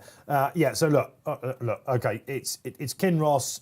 Back to form. Is 7 furlongs his optimum trip? I think he could be one of those. They tried to make him a miler, didn't they? And he should do. On the damn side, has loads of stamina. Keldy House, she was a mile and a half. And the green colours are good. Yeah, the Oaks colour, look here. And he owned this horse, and because he was gelded and he's no longer going to be brood mare or stallion prospect, Hong Kong owners have bought into him. Maidan, I'm surprised he went to Dubai, because he was never going to get his ground out there, but that was impressive when he beat Njord last time. Out of the 2 Godolphin runners, I'm going to stick with William Buick and go Space Blues, last year's winner, because I imagine William had the choice between the pair. I know Doyle won on Creative Force over in Royal Ascot, but I thought Buick might be on the right one out of those 2. Okay, and Stephen Hughes agrees as well. Stephen, good to have you back on contributing. And I'm on Space Blues anti-post. Not so sure about the going, though. I guess that's the problem. Barry mentioned it, isn't it? But around a bend, 7 furlongs is almost unbeatable, isn't it? Yeah, I think he'd be all right on the ground. You think he will? Yeah, I do. The fresh angle is something that's good for him, isn't it? Yeah, although I'd be a bit more worried about the fact that he is obviously coming straight in off that flop in Maidan. Now, it's not the first time where he's flopped there. I think he flopped in a different race there last year before coming on and winning a couple of times in Britain. But he did win 2 races last year in Britain and France before coming on to win this. And why did they not go down the same path again this year? They just might have had a bit of a hold up. Yeah. He was 6-4 on at Maidan last year when he got beat, and then he won in Saudi Arabia, I think it was. He says, put a line through it, says Appleby. We're excited to get him back on track. Creative Force, though, this is the tip for you, is it? Creative Force is my He was, tip. again, a bit like Migration in the first race when he's come back at Salisbury. I know that he won, but what a run that was in the July Cup. Yeah, it was a super run, and that was a real top Group 1 sprint, wasn't it? We said it beforehand. July Cup of the Ages, yeah. Yeah, we said it afterwards, and he finished so well in that race. On a track that I think is a sharp enough 6. I know that there is an uphill finish there, but it is downhill to the dip. I think it's a sharp enough 6. I think this sharp 7 will be ideal for him. Yeah, I fancy him to make the improvement. He does need to improve, Dave, though. I fancy him to make the improvement, though. Yeah, 3-year-olds don't have a great record in this race recently either. Let me just remind myself, the last 3-year-old to win. Sorry, Barry. Garswood, of course. And before that was Strong Suit, wasn't it? Barry's on the mark. You've got to be basically a sire in the making, Barry, haven't you? Yeah, well, it is a handy allowance, isn't it? The £7 that he gets off the older horses. It's a big pull, but they haven't got a great record in it. Although I don't know how many have contested it in recent years. But you have to go as far back as Gars would find the last winner, 3-year-old. It's not often a 3-year-old kind of specialises at Southern. I suppose your good 3-year-olds would still be going for the Sussex if they were there. We all screamed Foray, didn't we, after the July Cup? Perfect race. My worry about him here, a Creative Force at sub 2-1, you know. Again, I agree. I mean, Paul Keeley was in the office earlier. He went, Dave, it's a good thing, he said. It's an absolute good thing. He goes off. I'm looking at the whole week and I can see 4 good things. Drushan's one of them as well, by the way. But this is 2 points that Paul's put up in your paper today, in your members section. You've seen that. This is one of his strongest players of the day. His 6th run of the season? He's been busy, and they only thought he was a handicapper to start off with. They didn't think he was a superstar, did they? The comment, wasn't it? And he's got a right turn of foot. He has surprised them. I love this horse. And one thing that I love about the boys in blue and Godolphin, they've got a great social media presence now. It's something that they've taken time to get. But like on Saturday, did you see Adyar coming back into the paddocks and stuff, and the cheers from the stable? They're covering a lot of ground socially. And the guy that looks after this horse, you can tell he absolutely loves him. Godolphin John. Godolphin John, that's his name. Yeah, that's right. Really good. Look, if you don't know much about Twitter, get on it just for that. I think some of the coverage we're seeing from the stables is really good at the moment. And Godolphin have gone right to the top of that tree for me. And that Adyar on Saturday was fantastic. Hurricane Lane coming back from France. Really enjoyed seeing this. This little Creative Force who carries the second colours. He is an absolute dynamo. When he won at Ascot, we were all so pleased with him because he couldn't run in the Commonwealth Cup because he's a gelding, right? So again, you could probably counter the argument. He's a gelding. Let's race him. You know, it's not like let's not give him a break for the foray. Oh, definitely. So I just worry from stall 2 whether on this ground we might see a bit of gloss come off him. But Graeme Rodway thinks very differently to that as well. Is he sliding out as we go on, Barry? It looks like he might be. Yeah, he's 3.2 now, so he was 3.05 the last time we checked in with the market. So he's heading towards 94 from 2-1. Space Blues 4.0, so strong 3-1 chance. 6.6 Kinross, Safe Voyage 8, and it's 14.5 bar. Thanks, Barry. Okay, yeah, Space Blues, you can see there. Spotlight verdict. And there we go. Replaced by Tom Barras. Tom, good to have you back. Toro Strike shouldn't be 80-1. Maybe a slight ground concern, but course and distance winner who beat Motakale earlier this season. If you remember, he won the handicap just after we went off air, I remember. He might have been on the opening day. It was a massive gamble, wasn't it? Austrian Murphy. And he was a knife through butter, looking like a group horse. And then he rode up against Happy Power, didn't he? So he loves this place. The ground is the thing. But I agree. I'm with you, Tom. I'm surprised. I thought Escobar might be the rag, but no, it's Toro Strike. Yeah, it's interesting. The 8 that we got left, they're nearly all confirmed as very effective on this ground.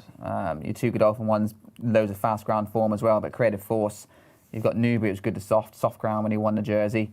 And even Space Blues got a little bit of soft ground form. It's good to soft when he won here a while back. So there's not too many question marks on the ground, and Toro Strike has that bit of a question mark. And he's going to have to run nearly a lifetime best to be in the free. There's a lot of strength and depth in the race. And I think he could run not far off his best and finish 6th or 7th. Well, let's have a look at the SP of the winners down this. Okay, there has been a 50-1 winner. Bretton Rock. As you alluded to earlier, G, the great old 7-year-old that somehow took this out that year. 50-1, but apart from that, you're going to see a lot of Fs next to winners. A lot of fads do go in this race. So Graeme says, keep it simple, look for the class. As we see a smiling Frankie Dettori being interviewed at Goodwood. He's on fundamental in this. Did we just immediately put a line through that chap, the 3-year-old? I didn't think it was good enough, my own opinion. Yeah, I would agree. There seems to have a lot to find, Dave. We were talking about the average RPR winner of Group 2s. Second in the Bunbury Cup, wasn't so £10 off that. He's got £10 to find. 5th to Creative Force, of course. 3.5 lengths. Still one. Graham's already mentioned you want to be quite low, but perhaps not right on that row anyway. That's gone close on soft ground before, but not in this sort of company. So stall 1. I guess that's another worry, isn't it? That Hugh Masson contributed in saying, I can see a messy one here if you're on the Fav. He's gonna need a bit of luck because they're not going to lead on him. Who is going to lead? That's the question. Safe Voyage obviously didn't hang around at Chester last time. Yeah, you'd imagine he'll go on. I tell you what, I bet you that SDS Sylvester de Souza is licking his lips at the prospect of getting out. He won't be able to help himself, SDS here, will he? Like normally he takes the lead in this horse. So I know what you're saying. Sylvester, great gate speed. Sylvester and all his horses. I do think Safe Voyage would be a one that will take him along from 3. And that would give Creative Force a nice toe into it from stall 2 if you're looking at that angle. I said Kinross, he'll be dropped in. Escobar gets dropped in. Escobar needs a serious pace to run out, doesn't he? Yeah, he's going to want him to be taken. He can. He's a really strong travelling sort. He'd be interesting in running, I think, because he'll probably half at some point, I would imagine. He was 3rd in the race last year at 40s. So yeah, I think Bruce Millington might have put him up that day as well, was cheering him on. Bruce is back on Friday, by the way. We've got a great array of talent for you this week. Honestly, it's going to be a right old laugh. Come Saturday, we're going to be bereft of ribs, I would imagine. But we will be here going strong, raising the spirits out there. Where are you watching? Let us know, is one I always like to ask. What are you watching us on? Are you on your phone? Are you streaming us? Are you casting us? Let us know. YouTube, like and subscribe. That's the way we know you're out there. Some great feedback from Saturday's show. A great moment on Saturday's show, didn't we, where it was almost like a head-to-head between you. There was a steward's inquiry, wasn't there? Because Tom Mark...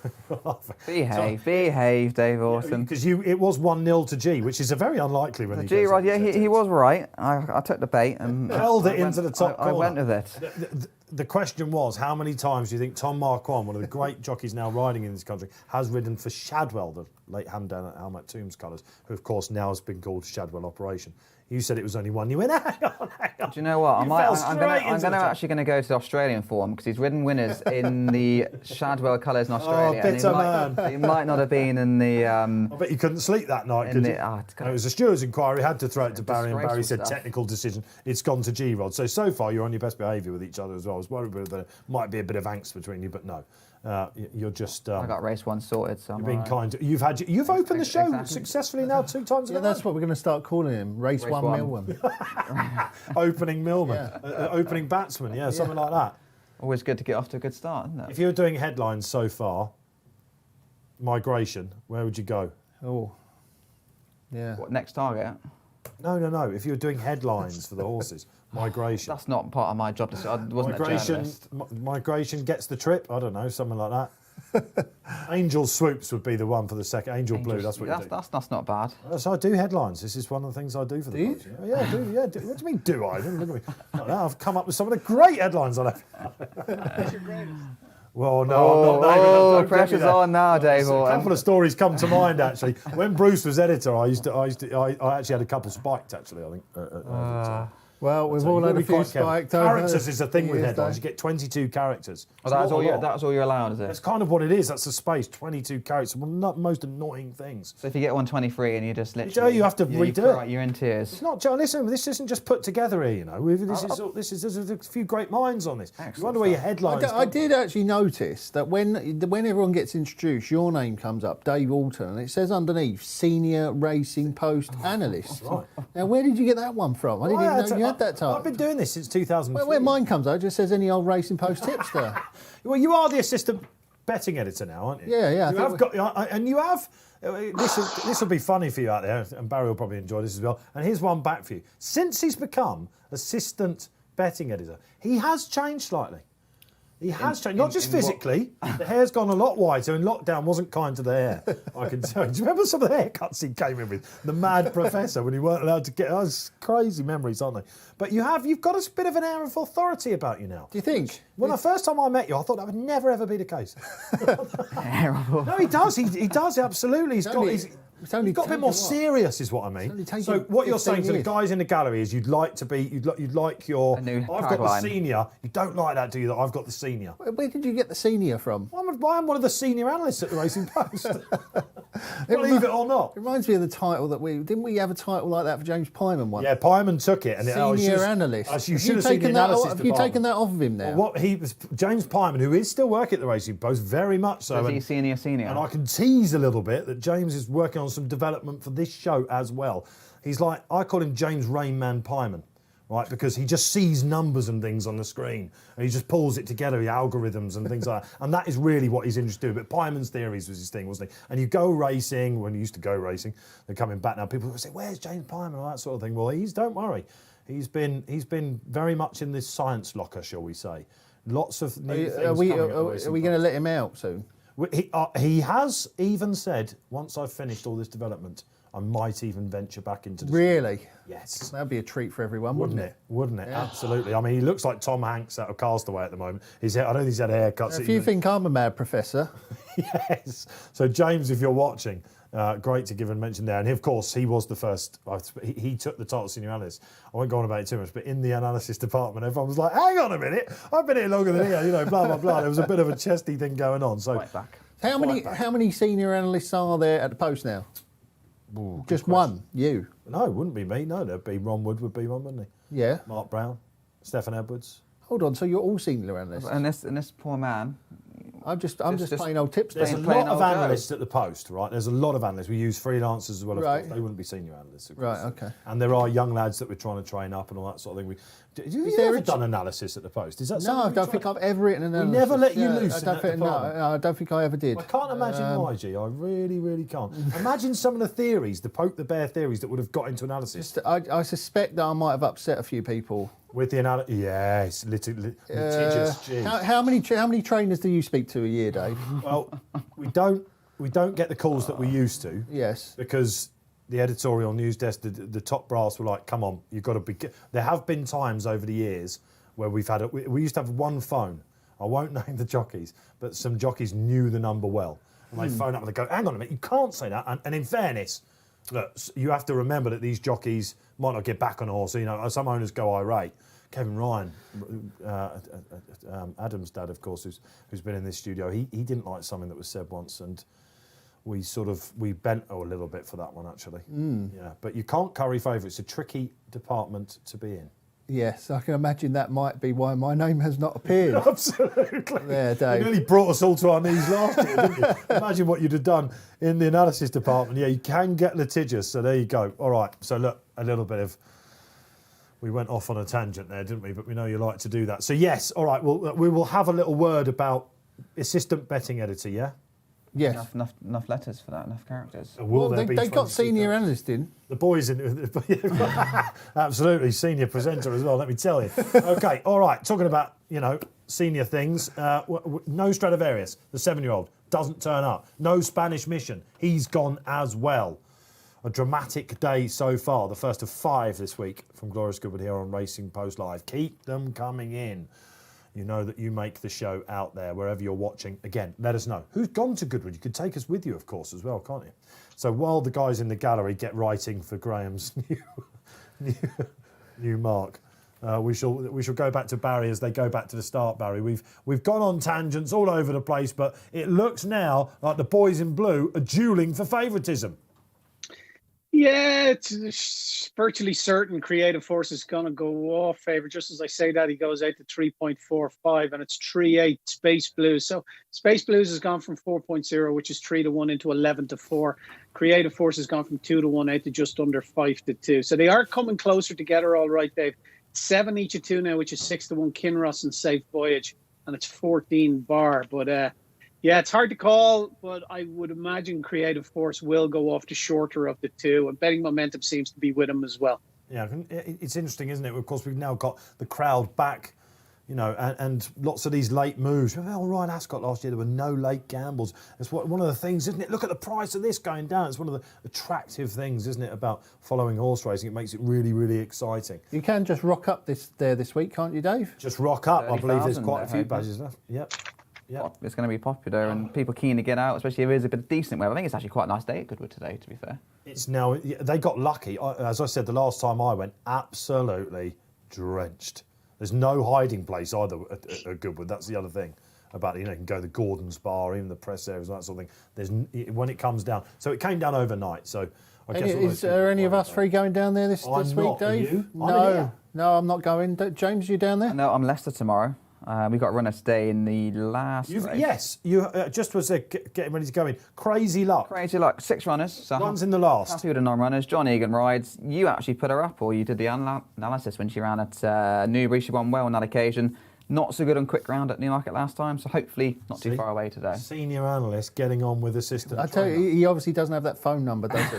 He doesn't have that phone number. Thankfully, we're all working remotely now, and the office. I reckon that phone's probably ringing now, isn't it? There's no one there to answer it. I'll tell you a good story later about a guy that phoned.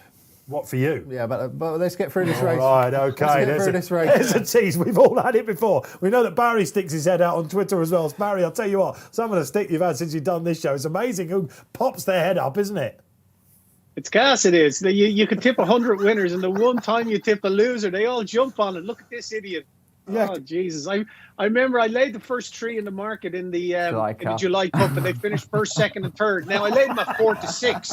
You don't do much damage. You're laying it at 4 to 6, the 3 of them coupled together, and God, guys, fucking, sorry, absolutely haunted me over it. Sorry, apologies there, but I was haunted over that. Fantastic. Don't worry, we'll get the monkey bleeper out. The boys in the gallery are like, oh, what's he doing? Where you going with this? Talking about the ditches. Oh, Safe they are off. Safe It's an Voice absolute missed it. bombshell. Safe Voice has missed the break. They're off then. The 3 o'clock in the Lennox. We nearly missed the start there. All right, amazing. Who is leading? I told you he wouldn't be able to, you were spot on. He wouldn't be able to help himself, SDS. He's out in front, G. Yeah, he's off, isn't he? Sylvester off in front on Happy Power. They're all pulling in behind. It's messy. Fundamental, really strong hold on the inside, but he has managed to sneak up and get a good position, that Frankie, hasn't he? Toro Strike is up there as well. Safe Voyage sweating. He wants a bit of it. It's not good for him. Creative Force, lovely position, James. Yeah, he's not going too bad. Space Blues is dead last at the back of the field. Kinross isn't in too bad a slot in 6th place. William Buick then riding with Cajones. Oh, he's going to need the luck on this Creative Force because he's right in behind. Is he just going to get out now? Yeah, let's see. I think he will get out. Kinross is the one that might find it a bit hard, James. Yeah, he's stuck in a bit of a pocket there.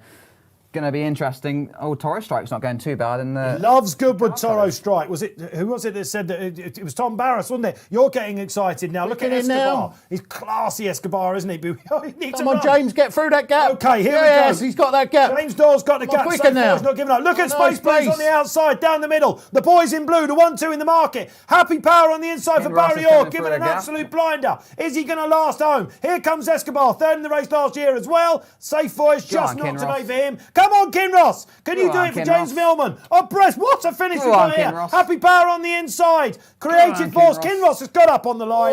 A peach of a ride. Russell Ryan. Anything Frankie can do, so can you. Hats off, my man. James Millman, 2 from 3 as well. Barry Orr, what an exciting finish that was. Was there some carnage in running? Great finish, wasn't it? Kinross, 11.5 Betfair SP, so just a little over 10 to 1. In running, £6 match at a high of 32 on your winner, Kinross. The boys in blue, Creative Force hit a low of even money in running. Space Blues hit a low 1.9, 10 to 9 on in running. Happy Powers ran an absolute sledger. Got a great ride from SDS. Set decent fractions. He's hit a low of even money.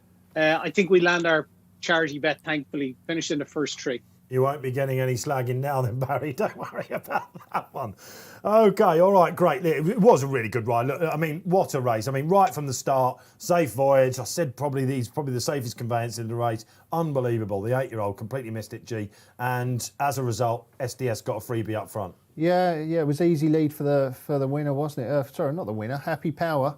But the winner has actually done very, very well because I thought he was a little bit free and he was in a bit of a mess in behind, but quickened up well. And Creative Force again he ran a very similar race to Berkshire Shadow in the last race where he was travelling well and you thought, he's going to pick up. Is that ground? Didn't go, yeah. Just here though, I think is where the Creative Force lost his race. He's kind of squashed in a pocket and racing a little bit keenly. We're going around the top bend, in the middle. So up the hill and then down. Frankie's kind of kept him out. Safe Voyage is on his outside again, not letting him out. And I think it's just wound him up a little bit, and we're talking small margins. Here's where Kinross is a bit keen, but Ross O'Ryan, you mentioned, a little bit quiet after that injury, coming back from a bit of a layoff, but he's given that one an absolute peach of a ride. Yes, very much so. Yeah, 5 wins for his last 34, so it's not going too badly for Ross at all, is it? And you've got to take your medicine at Goodwood G, haven't you? He did exactly that. He let the leaders just go for a little bit. Happy Power back on track, isn't he? Very much so.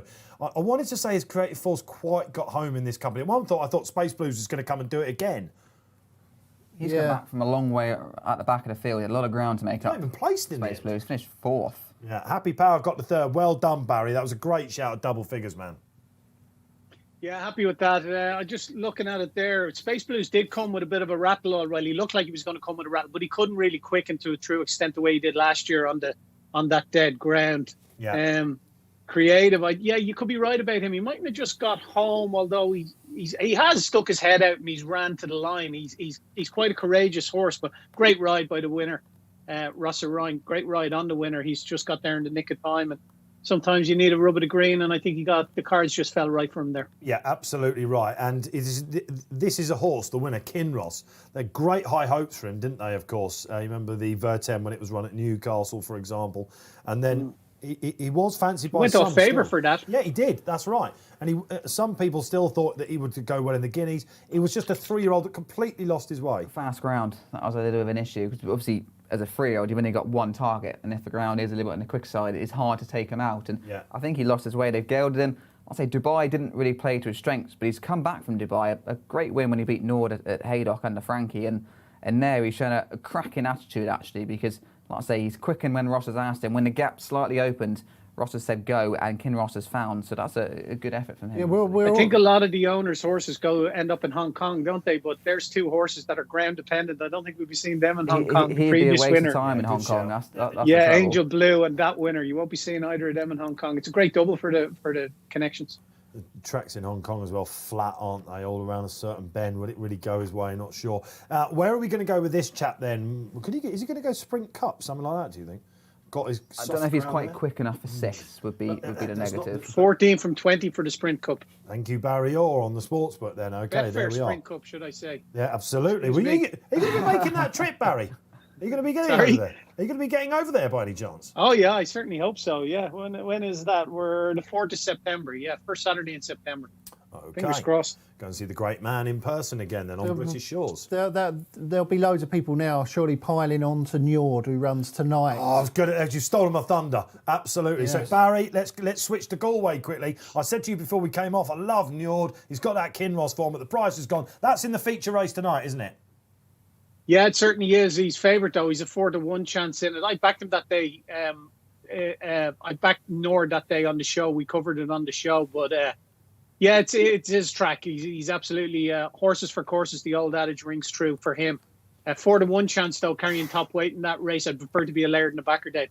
Yeah, he's got an inside drawn in. Scott is it Scott McCullough, I think, takes off the 5? They've got a £5 claimer on him, which I like that. But yeah, I've missed the Nord bandwagon. I was with him at Haydock as well. I thought he was given a lot to do. It's a right old boost though, isn't it, that one? Yeah, well, this is just priming up for tonight probably, isn't it? The great Galway Festival is back, horses that double up, low draws. Talking about senior analysts and departments and things like that, I used to get hit with an Irish stick when I was cutting my teeth in the analysis department. He just wants to watch Irish racing, all that sort of stuff. Galway, whenever it came along, they were like, has he taken the week off? Have you ever been to Galway? No. Have you? Ballybritt, I have. Yes. Do you remember it? Yes, that was a question I say I've been twice to Galway. I went once on a stag do on Grand National weekend. Absolutely amazing place. And I went one for Arthur one, and we put him up as well, and all the party backed it. Amazing scenes. You were literally the expert on that occasion. I was the senior. I was the senior tipster on that party. That's for sure. And I was revered as well. They carried me out on my shield that day. But I have been to the festival as well, and I don't know how you could ever do 7 days there. I mean, that would just be. It's 6, 7. Is it 7 days still? I can't remember what it is. Still 7, I think. Oh, only 1,000 fans, isn't there, this week? But next year, everyone will be sending for the pandemonium. The whole town is fantastic. The town's still pretty busy, though, I think, isn't it, Barry? That's a Galway town itself. Ran. Basically, everyone's Absolutely going, ran. but just not able to go to the races, which is I crazy. was talking. It is a lovely place, isn't it? I've not been to the track, but I've been to Galway. It's nice, isn't it? That side. Well, of you've been Ireland. to Galway, but I've been dog racing in Galway. Have you? I went to a dog track as well, yeah. Right in the city centre, the dog track. That's right. It's a fair old trek as well, isn't it? Barry, you were saying then all the people are there, they just can't go. And lots of people who aren't sure about the Galway Festival, they say, well, there's 4 or 5 good races, but it's just an absolute fest for the punters, isn't it? How are they feeling? What's the mood over there at the moment? They're still going crazy, are they, in Ballybritt?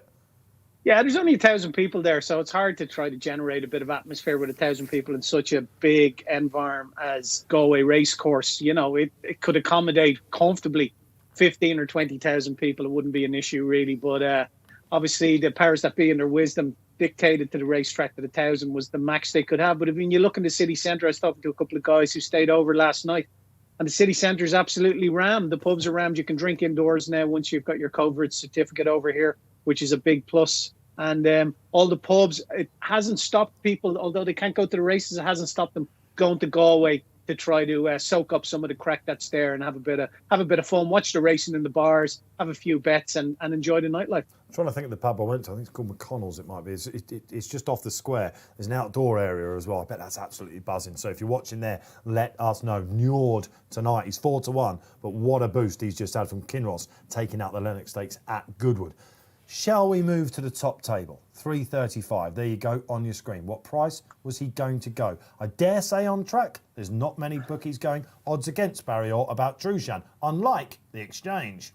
Yeah, the Exchange 2.12. Now I think you're going to have plenty of people looking to lay this at that price in a Group 1, although opposition looks very thin on the ground now, Dave, especially Sir Ron Priestley, who has to be a big doubt about him at the trip for the first time on this ground.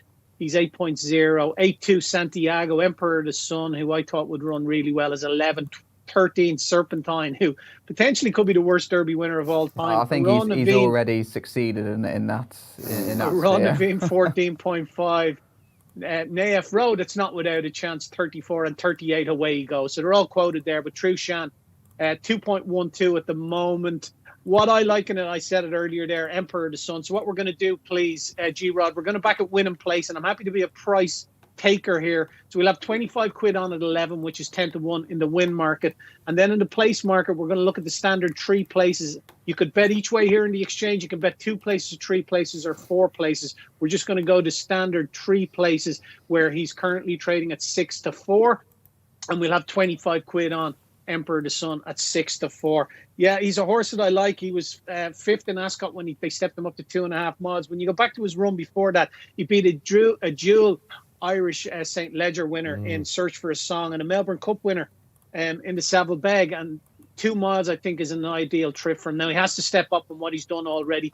Soft ground won't be a massive issue for him. Ran a great race behind Princess Zoe on soft ground last year, and we all know how much she relishes conditions soft underfoot. So for me, just a stab at Emperor of the Sun to win a place mark. Where's she going next, Barry? Princess Zoe? I half thought she'd make the trip over. They wish she had come over. Yeah, they wish now they had to come over, because I'd say she would have been vying for favouritism with Trushan now. Connections are muting an ARC bid at some stage for the horse now, whether she's good enough for an ARC. If it came gotta up love it, soft, haven't you? Why not? Oh, we ran Cecil yeah, and Paddy King Keogh, George. he's a real character of Irish racing. So ultimately, I think they'd like to get to Paris with her again. Yeah, of course, she took the Cadran, didn't she, last year? It was one of the highlights of last year in this horrible pandemic that we've been going through. Princess Zoe then. Interesting, Emperor of the Sun. Just get it out of the way. I was hoping Strad was going to win here, and I wouldn't have got off him. Especially, I don't know, the more you're looking at this ground, he'd have been all right, wouldn't he? Oh, absolutely. Blimey. I wonder, listen, if you really want to know why Strad didn't win, don't worry, Lee Mottershead will be all over John and Thady, I imagine. And don't forget there was the owner, Bjorn Nielsen, as well. But all the team would have had a say, so you'll be able to read about that later on. Plenty will be said about it. Of course, you can get all the quotes from all the connections, not just the winners this week, but beaten horses as well, if you want to know exactly why your money went astray or how it hit the target. Racing Post is a play to be. Emperor of the Sun is interesting, though, because I watched that Gold Cup again, obviously, and he does catch the eye, turning in. He's got loads to do. And as Barry's right, the run at Leopardstown marked him out as a horse that potentially could have a definite say in the Cup division. So I can see that. And I didn't want to be with Trushan before Strad came out. I think he's looking a bit vulnerable to me. Of course, he has run in the Northumberland Plate, hasn't he, since the defection in the Gold Cup. He came back with a great run against Japan when he gave him weight at Chester. And you thought to yourself, if it rains during the Ascot week, which of course it did, but not in time for Trushan, he could be the one that could topple his old rival in the Gold Cup. It's very much a jump training exercise, this, isn't it, with Trushan? I just need to get another run into him before a big target, Alan King, goes to the Northumberland Derby, the Pitman's Derby, Northumberland Plate, of course. Ran a perfectly acceptable race, didn't he, James? Off top weight, he had an inexperienced apprentice on as well to try and negate that bird, and he had 10-4. And it was just a bit of a messy race, wasn't it? Nicholas T ended up flying from the back of the field. He was in about the right place. It just didn't look a great race visually when you're watching it. So I think he's better than that. Interestingly, your RPR joint top career best 1-2-1 in that handicap. I'm not quite sure whether it was as good as what he did on Champions Day at Ascot, but it was still, even finishing sixth, was a decent performance. Big figure that for a handicap, isn't it, Jay? Yeah, I gave it to him. Oh, of course, the staying handicapper. Is that how you'd like your title to be? Staying hand, yeah, there's several. Anything rather than muggy old tipster. In fact, there's any number of titles you could give me, but some of them you may not want to use. This was quite funny because I was talking to Tom Siegel about this, and he reckons that Trushan ran £20 below his best last time. And he thinks that my figure is complete nonsense. Oh, he took umbrage with it? Yes. And as I explained to him and everyone that was listening... This wasn't the guy that phoned up, was it, by any chance? It wasn't Tom? That race, the plate, that was run in a time 25 lengths faster than the Vars on the same course and distance just a couple of races before, and they finished only 3 lengths slower. The fact that you're bringing this up with relish tells me that you might come out on top of this one, is that right? So it was a much better race than the Vars. And the Vars was won by quite a progressive horse called Zeban. They had a bunch of progressive horses in it. You know. Yeah, that's the consolation race, isn't it, on the same card? card? On the same card. Now, so that was 25 lengths faster time, and they only finished 3 lengths slower. You know, so you're talking about basically finishing 22 lengths ahead of those in the Vars on time. And the winner, Nicholas T, yes, he's a 9-year-old and he came from miles behind, but it was a remarkable performance for a start, and he's very unexposed at the distance, despite being a 9-year-old. I think it was his first run over that sort of trip. So we were quite keen to be positive with it, although we weren't majorly positive. I mean, we only went, I think, £6 or £7 above his official rating. Yeah, 7. Now, that, I mean, I'm not being funny though, but when we have done some races, there's been times we've gone £14 or £15 higher than a horse's official rating. So we only went 7 higher than the winner, Nicholas T's official rating. Now, of course, everything after that just falls in. You know, falls into line. Everything that once you've got the figure for the winner, everything falls into line on the Racing Post rating scale. So we use £1.2 per length, depending on how much weight he was given to the winner, of course, and how far he was beaten. His figure is then automatically generated once we've got the winner's figure and we think that winner's figure is right. And his figure comes out at 121, which suggests it is an absolutely perfectly plausible run, a top class run. Let's not forget.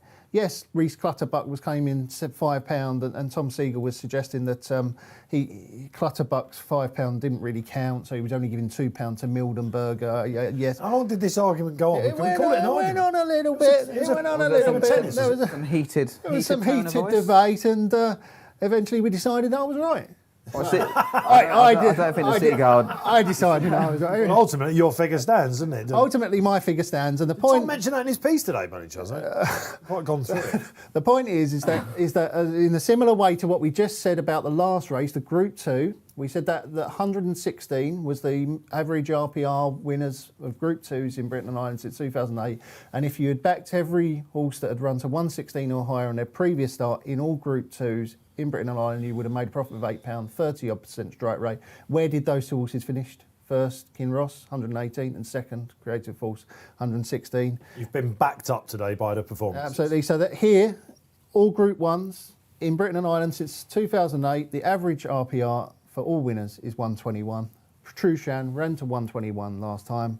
If you'd backed every horse that had run to 121 last time out in Group 1s, since the start of 2019. This is a Racing Post rating. Racing Post rating, last time out of 121 or higher on their previous start in Group 1s. Next time out, 39 winners from 90 runners, 44% and a £7 profit. If you're still with us, that is Racing by Numbers by the Great Bear, Graeme Rodway. We did get a little bit lost. That's what I'm saying. Imagine if you get Pyman here. Oh, well, you think we just... Oh, we need a translator, wouldn't we? Google Translate would struggle with the Rain Man, wouldn't they? Absolutely, very much so. Are you with Trushan? I'm That's with the Trushan. Simple question now. And probably Tom Seagal. But I think he still ran a good race at Newcastle. I'm a little bit suspect about the form. I hate Newcastle tap of the track anyway. I think you do get a little bit suspect finishes with the way they're all bunched up the straight. This is some really bizarre races there. Yeah, Front runners holding on. And it just doesn't really make sense to me. But against that, he loves soft ground, heavy ground. He ran a cracker behind Japan at Chester on his comeback. He was so impressive on Champions Day. I thought he'd destroy Stradivarius today, to be honest. I'm disappointed Stradivarius isn't running, and Spanish Mission as well, because it just to stretch your price. I thought he was a no subjectivist, of course, is there? This was billed after Ascot, wasn't it? Come on, this is the great rivalries in racing. Neither of them have turned up, so shows you exactly what needs to go right. He is running Sir Ron Priestley though, and he is not without a chance. Well, on raw ability, absolutely not. We'll get a word from Sir Ron Priestley from G after we get some viewer interaction up on the screen. And Alan Craig comes back on and says Trueshan was always going to win, no matter what else. Go on, Alan. I mean, Paul Keeley just said this morning, as you said, he's got crazy prices about this that he's been taking. I just, seeing the ball massive, wasn't he, Kills? It's an absolute good thing, he said, Dave. What you on about? Did say that about Creative Force as well. Don't drop a minute now. Come on. Rob Bryan, you serpentine nasty for Rob Dave Bryan. Orton. nasty man. Listen, you've got to get your digs in where you can. Ron Bryan, serpentine, the worst Derby winner of all time. Barry said, and you said absolutely, he's taken the mantle. Well, what's he done since? Was Honor Bean, or have I pronounced that right? Under James Doyle, it was placed in that. Third in the Derby. Yeah, he was third. It was just what a weird Derby. But Rob Bryan says, and then he got beaten a maiden. Come back. At Nice. Okay, so one for the Ballydolls. Carl Wilkes, welcome along. Says Trueshan is a lay now at the price. Sort of see where you're coming from, Carl. Very much there. And Barry, it doesn't look like he's going to go odds on, does it? The True of the Shan. No, he's steady at 2-1-2 at the moment. 7-6 around Priestley. That's come in for some support, would you believe? 8.4 Santiago, 12.5 Emperor the Sun, 11.5 Serpentine, Aronavine 15.5, and 30 Bar. He's been supplemented, of course, to Ron Priestley, hasn't he? And after he won at the July course, another race that I was lucky enough to cover, he beat Al-Azi, didn't he? Finally. The 2-stone lighter, Al-Azi. The run that gelded Al-Azi, yeah, absolutely. But Sir Ron Priestley, he had Bangkok behind him that day, the Bangkok Bear, as we now call him. And the form, that was the Prince of Wales Stakes, wasn't it, there, over a mile 4. I think mile 4's his trip. I said he's going to need rock hard ground to outstay them in this, but yet, Braveheart, Mark Johnson, again, swimming against the tide, he sees it.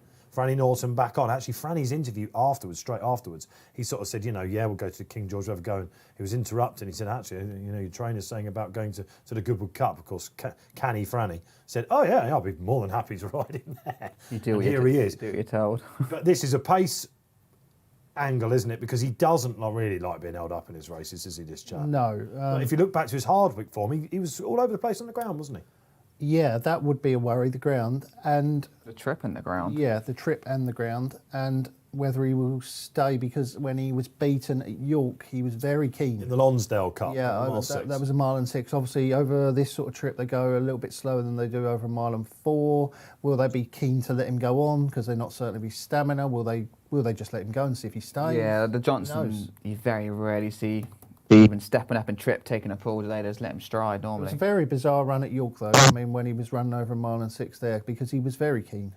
He's a course winner, here at Goodwood. Yes, I was there that day. From a hand, were you? Okay. Did you back him? I did, yeah. Oh. He beat Pile Driver, didn't he? And that's when everyone was like, right, he's back. So Ron is back. And then it looked like they rushed him a little bit on his next start, and it was the ground. There's just a very sporting run, wasn't it, at Royal Ascot, I guess. From a handicapping point of view, though, without going racing by numbers again, he should be closer in the market to Yeah, he needs to improve a pound, so it's not a lot. That's the thing, isn't it? It's amazing how many people complicate racing, isn't it? I mean, I just keep it simple with numbers like that and just say, look, if this also runs to this number, it wins. Yeah, and you are keeping it simple with Trueshan. So this is the hot pot, I think we can now agree, of the day. It's the Group 1 of the day. It's 3:35. We're about 10 minutes away, aren't we? Keep the social interaction coming in. Love to know that you are out there. We've got another one on the screen. Someone just came in my ear and said we might have one. Oh, G-Rod. Oh, yeah, OK. Thank you, Dan Walsh, in the gallery. Yes, they're all waiting For bated breath. So we can rule Tom Segal out of the man that called you. Now, if you're just joining the show, you're tuning in and saying, what on earth are you talking about? I said in the analysis department we used to have a phone that used to ring, and I say it was like a bat phone. It was whoever was unlucky enough to pick it up. Usually it was a guy called Mark Brown who used to get a lot of trainers and jockeys after him. But it's not just in the analysis department, of course. No, although it wasn't slightly, we wasn't getting told off in the sense that you were by trainers or whatever. But I do remember one phone call once from a guy claiming to be from the Stone Roses. And he called this number and he said, right, I wasn't expecting. Who am I speaking to? And I said, oh, it's Graeme Rodway. And he said, oh, yes, Graeme Rodway. Yeah, I'm reading your column right now. We're just... Ian Brown or whatever, isn't it? Yeah, it might have been. Yeah, he said, we're just down in West Wales or somewhere, in Wales, he said, and we're in our recording studio. You have a strong accent. I don't remember now, but he said, we're in our recording studio. He said, and we're all reading the Racing Post and we're watching the racing and we're going to get involved in a few of your tips. So, we'll see how it goes. And I was sitting there thinking, I didn't know whether to believe it or not or whatever. And then he goes on, he's going on, yeah, if you ever need any tickets for any gigs, give us a call. We love you down at the Racing Post. Number? And then he's like, yeah, just give us a shout. And then, no, I never got his number. But it honestly was the most fascinating phone call I've ever heard. It lasted about 10 minutes. And I still am not sure to this day if it was someone from the Stone Roses or if it was someone pretending to be from the Stone Roses. However, I did refer this, I obviously looked further into the matter as to whether it was a real Stone Roses person or not. Right. To our ex... So Robin Gibson, who is an ex-colleague of ours, and he used to work at Tower Records. He has a lot of connections in the music industry.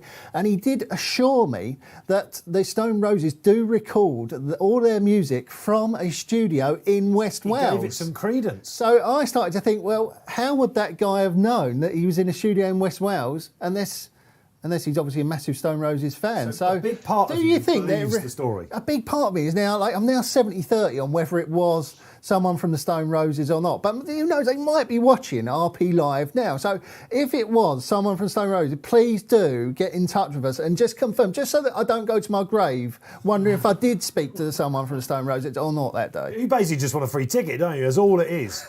The tips win. That's the question. I'm thinking of what questions the viewers might have on here. I can't remember. Did they phone up specifically for you?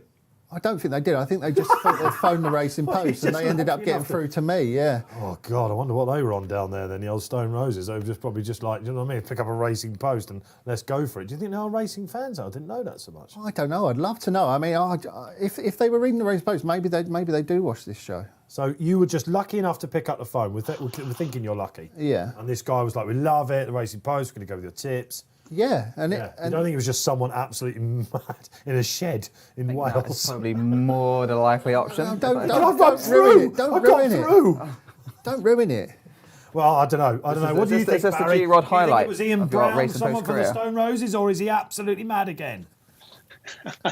He probably was. I'm sure they'd like their horse racing, those fellas. They're from Manchester, aren't they? I think they used to go to Haydock.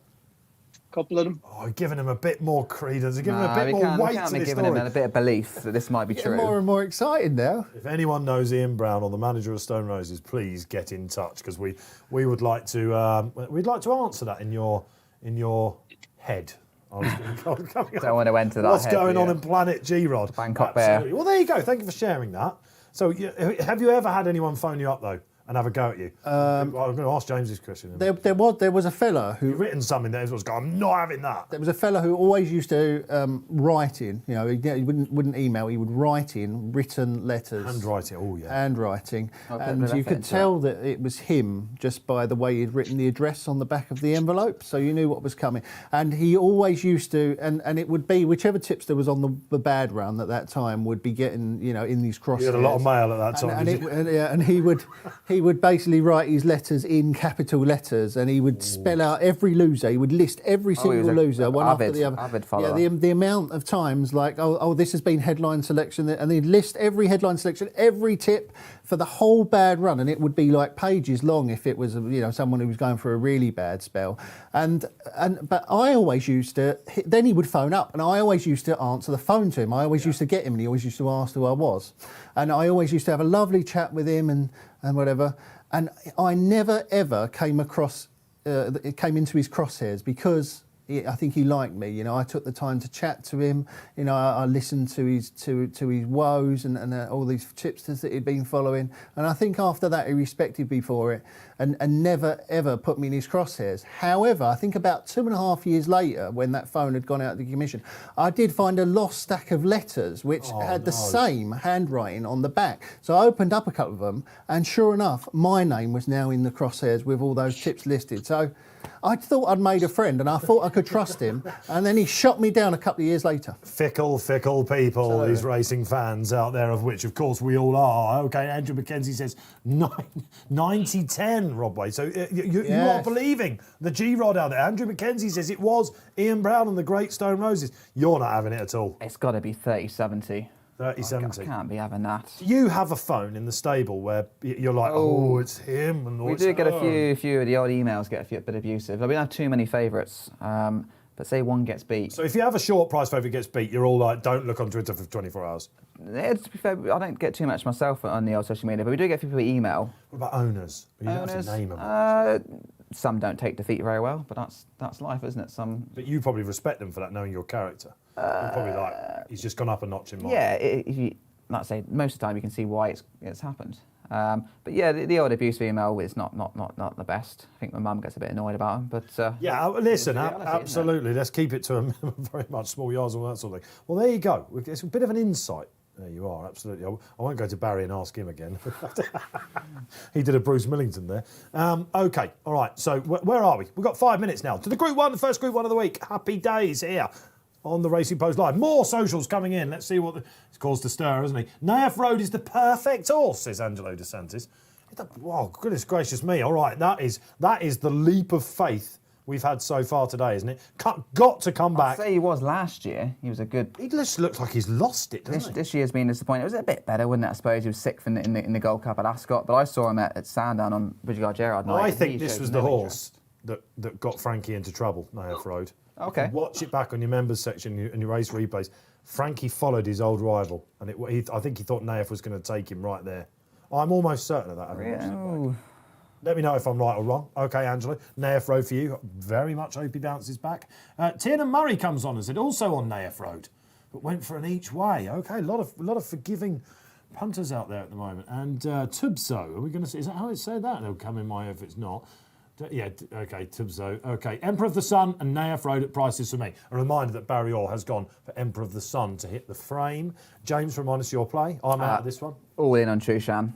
But I think out of the others... You're going for 3 from 4 as well, aren't you? Yeah, Emperor of the Sun I think is not a bad shout for the runner-up spot. I could definitely see that. Are you... Yeah, I'm in with Trushan as well. I think we know that, but Emperor of the Sun... definitely win. Oh, sorry, Emperor of the Sun. What's going to come second? I don't think he's got any chance. Oh, OK. Oh. Okay. The Bears put it out there. Yes, indeed, absolutely. Gavin Ryan, Barry, just no winners in the UK so far. Big ride for him? Gavin Ryan, big race ride for Gavin. Yeah, today. he's a really smart prospect. Very, very good jockey. Real old head on young shoulders. Very capable. Is he attached to Joseph's? I think he is, isn't he? He's in Donica's, yeah. Donica's, sorry. OK, yeah, all right. Yeah, there's so many of them these days, it's hard to remember. OK, who is... Away he goes, I suppose, would be Jim Crowley. He has got some interesting form, hasn't he? But I think he's the right outsider here. Yeah, can't win, Dave, that one. What about On the Bean? James Doyle. He looks like an absolute... I know he won last time. I backed him behind Emperor of the Sun, actually, thinking this is, just, in a double, I think it was. The first one went in, and typically after a furlong, when he always beat, I called him a hound. He does better when you don't expect him to do anything. One of those. It's kind of like the Derby when he did run a cracker. Unpredictable. I think when the pressure's on him, he does disappoint. James Doyle rides. I suppose he might get a bit of a tune out of him, but like I say, I'd definitely, out of the Ballydoyle quartet, I suppose you could put Donica's in. I'll be with Emperor of the Sun. I think he's the best of those 4. All right, thanks, James. I'm just looking back to see what Mark Johnson, a trainer of Naif Road, Andrea Azzini. Remember, he used to ride Stradivarius. I think he rode him in this race. First two wins in a race was Andrea, so he knows how to win this race. Naif Round's recent runs have been mixed, says Mark Johnson, but some of them he's shown a glimmer of his best, and he deserves to be there on par. Yeah, he's the Mark Johnson tailed off angle, isn't he? We always say, or I do, I usually chat, away with colleagues. I'm sure we've had this chat, that when you think, oh yeah, that one for Goodwood, it's almost, you fancy a Johnson horse more when it's got a duck egg next to its name going into Goodwood, don't you? I mean, there's no rhyme or reason. The second and third strings that just seem to win. Yeah, I run a weird sort of System on. That doesn't surprise me. A weird How long system we got? from the bear. 2 minutes. All right. So I was discussing this with Keith the other day, Melrose. It's Melrose. Obviously, and it's just basically the Mark Johnson tailed off system. Ah. So you just back all horses of Mark Johnson's that were tailed off last time out, and it's How did it fare? What's the it's BSC? a very low strike rate, but it is a profitable Because system they're going to be whopping prices. when they go in at good prices. Yeah, and this is the week when we expect that to happen. That was remarkably quick, wasn't it? All right. Okay. It's a simple system. I can't believe we've not mentioned Santiago's through this preview as well. What's going on with Santiago? Barry, what's happened to Santiago this time last year? Who's going to be the next Yates? Santiago's 8.6 now, so yeah, plenty of money for him. So Ron Priestley as well has been really well supported. Is into 6.0, 5-1 from 7-1. Trushan looked like it was flirting with evens into odds on for a second and is out to 2.245 now, 226, which is 5-4. Emperor the Sun is into 13 from 16, 10 Serpentine. So the favourite just taking a little walk, and money for some Ron Priestley and Santiago. Thank you very much, Barry Orr. Then, all right, this is the big one of the day. We've got another race after this, the 4:10, 1:30, 4:10. That's the order up until Saturday here on Racing Post Live. Who's going to lead? Serpentine going to try and go. It'll be one of the Ballydor. It'll be Sir Ron Priestley, I think. Right, good luck. It's 3:35. It's Goodwood Cup time. No Stradivarius. Who's going to take the crown? Off and running, we do go. And is that Santiago? Yeah. He's absolutely walked out. Oh, Lord and Maud. Wayne Lorden then. Whether there was a plan for him, it's just gone to plan D, I think, hasn't it? Let's have a look for them then. Planter a bit keen, not Planter. As Barry was expecting, Emperor of the Sun out the back. Trushan, he was a bit free at Chester, wasn't he? Is he too keen, James? He also got warm before the start. Yeah, not ideal early Are stages. we forgiving about warmth on a day, like a summer's day? We had this chat on how sweaty is too sweaty for you. Everyone's got their own sweatometer. Yeah, it does depend. And when there's a bit of rain around, a bit of moisture, they do sweat a bit more. He's a little bit keen. Now he's going to get cover as they're coming across to the tight right-hand bend. Hopefully Holly can just get him to drop his head a bit. Yeah, that will be the key, won't it, when he gets a little bit of cover. Let's look for some of his main rivals then. Interesting, Sir Ron Priestley. Slightly different tactics to him today. He's not pulling as hard as he did at York when they dropped him in. He seems to have settled nicely, and he's got a good chance of staying if he settles, Sir Ron Priestley. How quick are they going, James? Steady away. They're all travelling nicely. Santiago, we mentioned he missed it. He's quite keen at the back of the field. And what, there's 5 lengths? This Trushan is worryingly keen now. Yeah, let's go to Barry then. How's the market reacted to the freshness of Trushan? Out to 7-4 now, Dave. Trushan 6.8. Sir Ron Santiago 5.8. Emperor the Sun into 7.6. 9 Serpentine. So money for everything in running, bar the favourite. Wow, Serpentine. Look at him. Wow, this would be. I wonder if Holly just got too good a break there. You know, a little bit. Yeah, he popped flew up out. too well. Don't forget, he was keen at Chester on his return. Do you remember in the Ormond, wasn't it? And basically, he was coming back at the finish. So he has to prove he goes beyond 2 miles. So this will be interesting because he's definitely spending some petrol. But now Naif Road takes it up then as they go under the trees at Goodwood on the far side, a route they love to take when it's soft ground. Holly's got no cover Emperor of Sun definitely catching my eye out the back. But again, Sir Ron Priestley, is he maybe doing a little bit too much mid-race? I think he looks all right, Dave. He's pretty warm, isn't he? He's got a lot of lather down his back. So away he goes, Jim Crowley's having a good trip so far. Santiago out the back. Serpentine, he came in for a bit of money then running. He's now not looking too happy. Emperor of the Sun going to need a run. Naif Road then. This is typical, isn't it? Andrea Atzini. Mark Johnson's probably just said, make it a test, whatever you do. On he goes. Yeah, he's had a lovely easy lead. Holly's now back settled again as they're going up the hill, ready for that final bend and have a run of about 6 furlongs down the home straight. But yeah, Naif Road's going much better than what he has done recently. If you are on Trushan now, which the pair of you are, what do you think? I'm not happy, Dave. I'm not happy.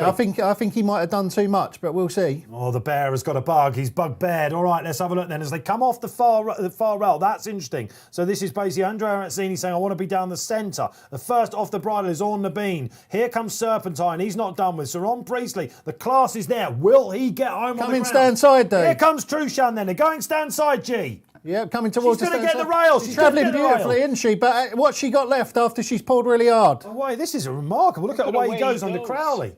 Okay, she's away. This is the away big he flag. goes, travels So Ron nicely. Priestley probably the danger, isn't it? Away he goes. I said this would be a massive step up for him. He's producing Naif Road not out of it. But Trushan, the big hope of the day. Stradivarius not there. Is anything going to get him? Go on, Don't tell Trushan. me this outside Go on, is gonna Holly. get him, is it? Oh, go on, G, carry him home. Come on, Holly, So Ron get him Priestley home. just going to get third. I think He's not staying quite got on the well. legs. This He's is staying it. on Game well. over. It's all good. 1-0. all home. You can see it. The nap of the day is landed for so many of you out there. He's got his Group 1. Holly Doyle absolutely dejected when they took him out on Gold Cup Day. Patience is a virtue. Barry Orr, when did they know?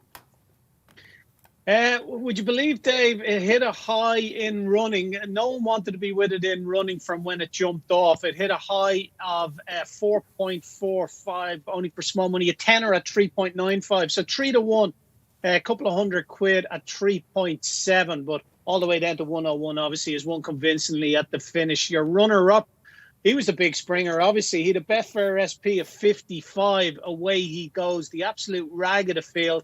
Hit a low of 3.15, so a little over 2-1 for £244. So Ron Priestley hit a low of just over 5-1 for £25 as well. So it was quite an interesting betting race. A lot of them traded a lot shorter than their Betfair SPs, but favourites ran out a convincing winner at the finish. Yes, he has, and so many of you will be happy out there. A long week ahead for Paul Keeley, isn't it? I fear for the local boozer, I think, tonight, if Paul's napper's gone in. Finally, Trushan then gets it. Group 1 for Alan King. Done it all over jumps pretty much, hasn't he? And he said at the start of this year, it's a regret that I didn't concentrate more on the flat. Well, he's now going to get some bigger owners, isn't he? And what a likeable performance that was, James. Keen, Graham wasn't happy turning in. He wobbled. Yeah, look, he did a bit too much too early. Just as Graham said, out of the gates, Holly got a relatively good break. The problem was most of the field didn't, and he was in daylight doing a little bit too much, and he never really dropped the bridle. I think in a more traditionally stronger run race, he'd be more impressive, because actually it was a bit of a sprint in the final 4 furlongs. And Holly, good ride from Holly, because she knew we were starting to edge across that stand side. She wanted to get up sides Naif Road and not get blocked in, because if Andrea had come across it, it would have made it very messy for Holly. So the fact that the race hasn't gone to plan in that first mile, she's not lost it. She's not panicked and thought, oh, I'm on literally my best chance of a Group 1 so far this year. It's not going to plan. She really didn't panic, got that rail, and in the end, his stamina, the jump training he has, is really coming to play, because that final furlong, he's just gone further and further clear. Yeah, I think at the furlong marker, then you started to think, OK, this is it, the real deal, he is. Yeah, absolutely. I thought that he'd done far too much early on, Dave. He must have expended all sorts of energy pulling like he did, but he's such a strong stayer, isn't he? Once he got to that rail, you just felt like he was going to stick that foot down on the pedal and he was going to pull away, and he was relentless in the last furlong. Gold Cup, no problem next year? I think that they must be very disappointed they didn't get to the Gold Cup. She was absolutely livid. Do you remember the face on Holly Doyle when she was coming back in after walking the Like course? one day, isn't it? Next day, So angry. chucked it down with rain. She's so nice, Holly Doyle, isn't she? She's like nice character, like kind-hearted character, and she really you saw the competitive edge to her there. All right, so the favourite has collected. Let's talk about the elephant in the room form-wise then. Away he goes.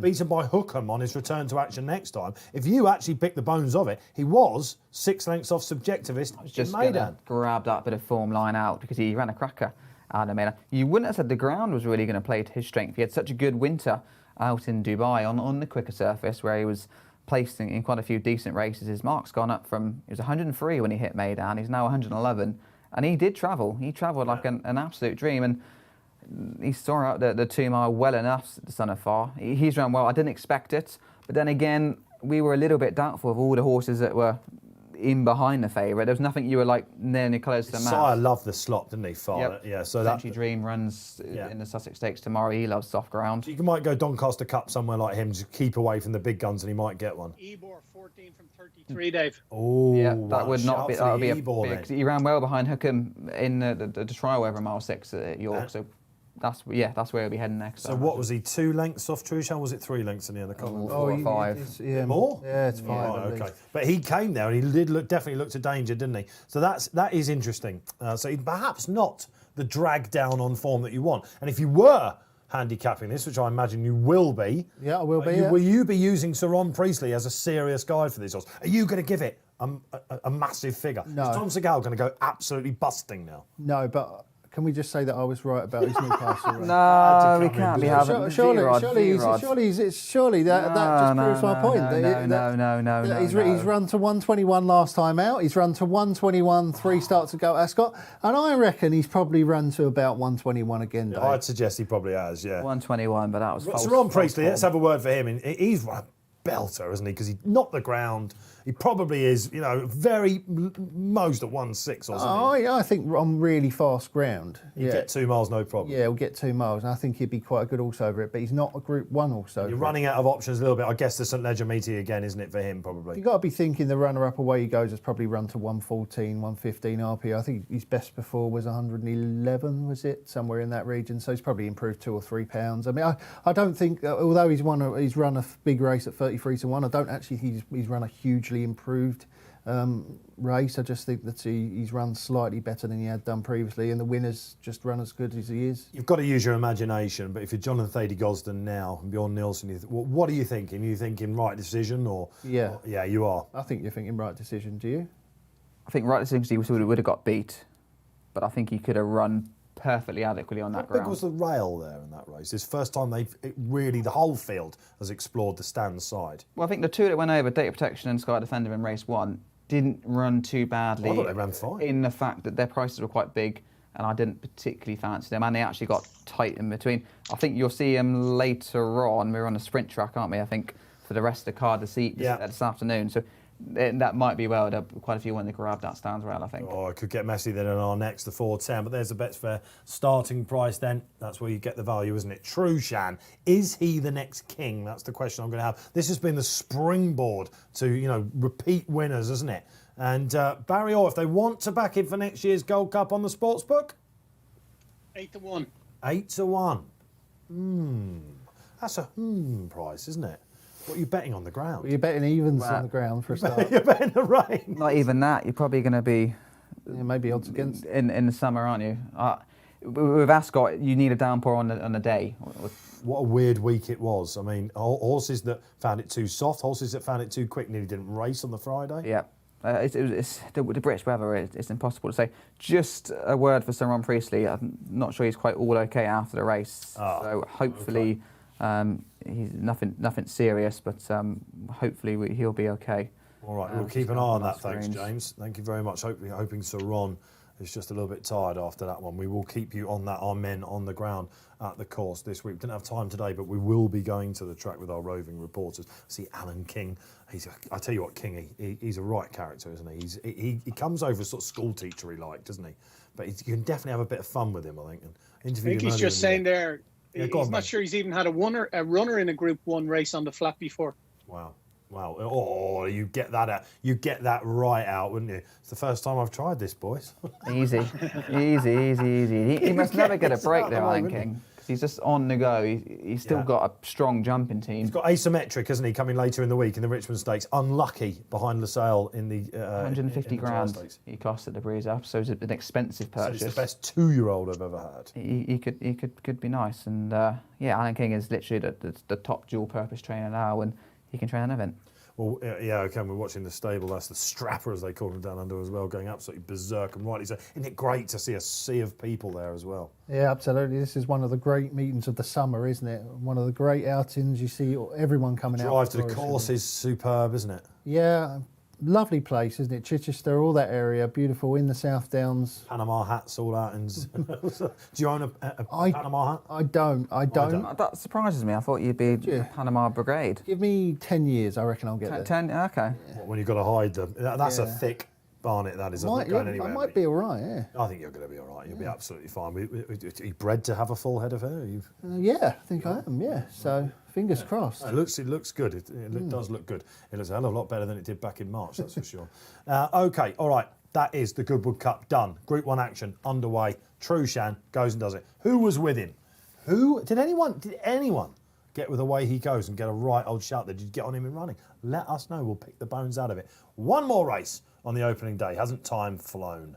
Coming your way. And there it is up in the market. Barry Orr doesn't get any easier, does it? Yeah, 7.0 to field. Lord Ridderford, 7.0.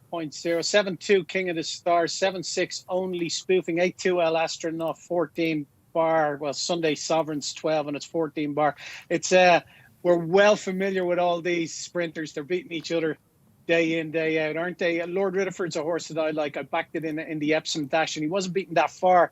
He was only beaten 2 3/4 lengths behind Mocktail that day. He was drawn 5 as well, which really didn't do him any favours in Epsom. He was a bit disappointing in the Rockingham and the Curragh since. He's rated 88. He's dropped 2 pounds since Epsom, and he's a course and distance winner.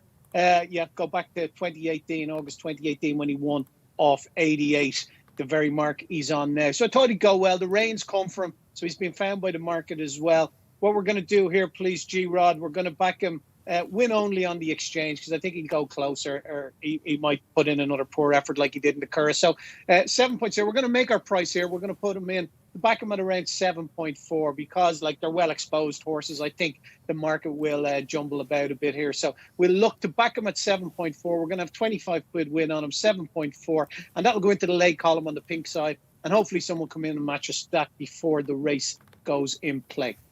Super stuff. The Lord then, and Holly Doyle on a quick double for Barry Orr. Barry playing for charity, of course, all this week. It's been a great year, and they're hitting the target for the charities. Retraining of racehorses, of course, it is in the merry month of July. Lord Ridderford, the player. I thought he would go off Fav, because this is basically, on the all-weather, he's a stakes performer, G, isn't he? And he has won on turf. Seemingly, I think he'll be all right on the ground. Holly Doyle, John Quinn, not an association you see. You'd imagine you're quite keen to snap up a leading jock, with or against? I'm against. Surely Jason Hitman Hart would have had the choice to ride, no? He can't give up his old Alastair Norte, can he? Maybe a bit too light. Hitman's got to ride the astronaut. 8.6 is 8.6 a bit light for the Hitman? 8.7 is his minimum weight in the last 12 months. Maybe that's why. And he has had that injury, isn't well? He had the mishap, didn't he, recently? So, but, He does. Yeah, he rides El Astronaut a lot as well. So yeah, it's you're going to struggle to get off one of your favourites, aren't you? And he's out in the middle though, isn't he? It's still 3 El Astronaut. No, there's pace all over the place, isn't there? Because it's low and high. Okay, I'm just getting through the gallery as well. I said, does anyone with Away He Goes in the Goodwood Cup? Alan Keane, you've been spotted as being in the chat as being with him each way. 66. Alan King. Alan Keane. Oh, I thought he was going to say Alan King. He had the exact He's back the runner-up, and he's thinking, it's just a great day. I'll get my 15% and I'm 61. Oh, yeah, okay. Well done, Alan, out there. Fair play. Sometimes take a chance. They come good, don't they? So, all right, that's good stuff. Back to this race. I didn't have a bet in the last race. I'm hoping to get over the line here with King of Stars, who really impressed. I backed the Henry Candy winner at Newmarket, and Twilight he gave me a Calls. right fright. Twilight Calls due to run later in the week. Cheveley Park, Henry Candy probably got pattern class races to him. This guy is just really, really consistent. The ground would be the one slight worry, but it is drying up there a little bit. He's on the stand side. He's going to be up there. You've got the Doiler on him. He's a really quick horse. And I thought that him and Lord Ridderford would be a little bit shorter than they are at the moment, and the others would be a bit bigger. So it's the King of Stars for me. I'm tilting at them, some of you might say, but Mick Appleby, I think, will get off the mark here. James? Ground was just my worry with him. I know he's got a bit of Irish form on soft ground. I think he ran on it, but he's improved. Winning at Bath and on firm ground, he beat one of ours, Abel Kane, who's done quite well subsequently, and it was pretty quick at Newmarket when he ran an absolute cracker, as you say, Huge behind run. Twilight Calls. We gave him a Racing Post rating that day of 102. We've just given him £4, the handicap has given him. So from a handicapping point of view, this is definitely his race to win. So They're 3 lengths clear, the third. Yeah. And he did give him a bit of a fright, didn't he? He travelled all over him, the winner, and then he made him pull it out up the stiff finish. So I don't think he's going to be too slow for this track at all. So what wins in your eyes, though? I'm glad I'm 3 from 4 going into this, because I did not have a strong opinion. With the guys earlier, I thought El Astronaut would have a good chance. My worry, G-Rod just mentioned it, low draw. He's going to be a little bit stuck in the centre. He's got a bit of soft ground form. The other one that I quite like, who's got the good draw, Sunday Sovereign, SDS. You'd imagine he'll just bounce him out, have him handy. He was second on soft ground at York behind Pendleton. That's the last time he's run in those kind of ground conditions. That was a big step back in the right direction. He could go well right stall 17. He's going to be right on the stand side. We're talking about the draw. What have we got? 6 is the field sample we've got. Only 1 has been double figures, so don't worry too much about that. And Different ground though, of course. Different ground, yeah, absolutely. We've not had ground like this in this race, have we? So no, yeah. Do you want to hear a weird G-Rod theory? we've got plenty of time. Yeah, We've got okay. plenty of time. When Holly Doyle has a winner, right? 9 times out of 10, Tom Marcander's the next winner. Oh dear. You know, it's kind of like, you know, I think there's a little bit of rivalry going on there. You know, it's like spurs you on, doesn't it? Okay. Do you ever have this with any of your colleagues, Dave? Where you think, oh, that's a good piece, or I've got to write a better piece than that. Do you ever feel like that? Not really.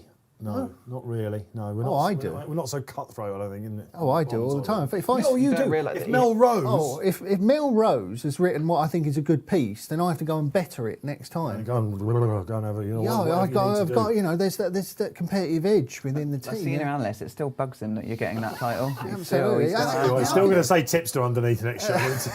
How can you have that attitude and be senior analyst? Yeah, no, absolutely. And I think that that it's the same. Obviously, these two are together, aren't they? Holly and racing's first famous couple, aren't they? I suppose so. Holly and Tom. And Yes. remember last year at the British Day. Champions Day, Holly had the first 2 winners. Well, that's got to happen, and didn't then it? Tom Marquand was like, oh, I'm going to have to up my game now. Yeah. And then he came in with a few winners. I think that could happen now, Dave. I think that Tom Marquand's going to up his game here on Only Spoofing, who won the race last year. Okay. And he was £6 higher, I think, this time. Only Spoofing, but he ran a very good race, which was 4 for the cover, in a very good race form speed figure. As you know, I absolutely love the race form speed figures. I do. 112 that day when he's 4th in a hot handicap there. This track obviously suits him well. And not only, right, do I think that Tom Marquand is going to trump Holly by winning this race, I think he's going to trump her by winning 2 races in a row. Wow. Because I think he can win the next race as well, the maiden on scattering. So not only am I going to suggest doing Only Spoofing, I'm going to suggest doing the Aussie Tom double on Only Spoofing and scattering in the maiden. There it is, Barry. Is he mad?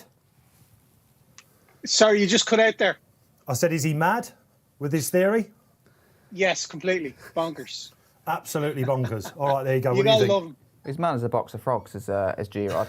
However, We're all going box of frogs, like. I'm struggling with not it. that Tom Marquand's going to suddenly up his game. I think he made good points about Only Spoofing, a horse who he goes well, comes across the water from Ireland, got form and soft ground.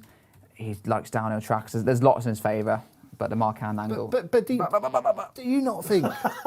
Do you not think? Right? Now, you've obviously ridden horses in this. There's a bit of rivalry Right, between you two these days. isn't there? why is it right suddenly that like when Frankie has one winner, the next one wins, the next one wins, the next one wins? Is it just pure coincidence, or is he actually doing something different? You do run confidence, like everything. If you tip a winner, G-Rod, Yeah, you you're get a bit of flying, confidence. yeah. You start thinking your decision making is going to be the right one. When you're on a bad run, you kind of question yourself more, I suppose, and then you make more mistakes. So yeah, I get that point. Both of them just ride winners galore, don't they? Tom and Holly, they're just very. Wasn't it last year at Royal Ascot that Kingy gave them both their first? Both Henry Ponsonby horses as well. Who dares win? He's onto something. I tell you, this might be something for Enz, right? When Enzo's in, but but I was messing around the other day, just playing around with like jockeys who get their horses to finish. So basically, jockeys that are the most efficient, right? So the jockeys that get their horses to finish around sort of 102%, which is the average. Spencer would be quite high on that, would he? Right, and guess who was top? Spencer. No. Oh, go on. Well, I finished at 102% is Probert, David Probert. If Enzo Is he was the big here, fan? He's having a great year. if Enzo was here, he would. He really is. Yeah, but Holly and Tom were right next to each other in third and fourth. There you go. Second. I can't remember. It's amazing what goes up there with G-Rod, isn't it? The things that he thinks about. I thought it was just Pyman, but you could yet be a scientist at the Racing Post here, I think. Once Pyman retires, then maybe that'll be my role. They'll retire me. They'll send me upstairs, you know, like they do with the old managers who, you know, they just stick them in the background and you never see them again. That'll be me in about 20 years, hopefully, if I last that long. Well, we've all got to last, haven't we? Talking of lasting, we've got another 4 days after this for you, of course. One more race to go. So I tell you what, it does go on quite a bit, doesn't it? 3 more races after we go off air. It doesn't Eight race usually card happen. today. I'm not sure. Is that what it is? The race we're in isn't normally there. The Fillies. The Crazy Luck race. Crazy This is Luck what we're calling race. it. James and the stable, the Millman stable, have a runner in the last. And it's not unfancied. I think we can say that. isn't it? Yeah, look, she'll handle the ground. Yeah, first time this race has been run. 6 runners, she's behind the first and second. She finished 4th at Newmarket. They reopposed. So I think the ground will actually play to her strengths a little bit. Stall 1 might not be ideal, could be in the middle of the track.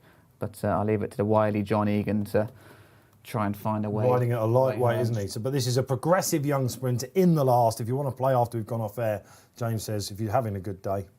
Yeah, if Which you you are. followed me in earlier on, I wouldn't put you off. Crazy luck. You didn't undersell yourself. It's lucky I'm 3 from 4.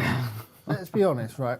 He's one of us. When you've got a runner, you are quite well known for being fairly downbeat about them a lot of the time. Would you say that is fair? Accurate. Accurately pessimistic. You're a realist. Yeah, you've got to be real a little bit. Like we say, we're not going to have 25% strike rate. The negative is I think she's probably hit her mark. She's about right in the handicap. But I didn't look at the race and think, there's soft ground horses in here. I would say, on a scale of James Millman confidence on a Rod Millman runner, that was fairly high. Fairly high, yeah. He does dower it up, doesn't he? I'm happy she's guaranteed prize money. That's always a bonus. So we're going there. Everyone would be a nice drive home, whatever. That's what matters, isn't it? She's paid for the trip. She wants cover, though, doesn't she? She'll be produced literally inside the last I like 100 yards. sprinters like that are good, but I don't know about you. OK, there's the spotlight verdict. They're having a good day as well. Desert Safari for them. Anyone given them? Didn't you put that up once on this show? Yeah. I'm sure you did. Yeah, I did, yeah. It's still running, when was Gee, it? Newcastle. It was, yeah. I was beaten behind Caspian Prince. The old boy. It could be one for the Mark Johnson tailed off system, could it? He is one of those. His last 3 have been bounce back, which Sunday Sovereign has to do. Do you remember the gamble on him at Epsom, and then they pulled him out, didn't they, in the dash, wasn't it? That was an absolute plunge. Right, we've got some socials up on the screen, I think, as well. Stephen Hughes comes back and sells El Astronaute for the win. Desert Safari each way, OK. In a very tricky race. Thank God for those non-runners. Absolutely.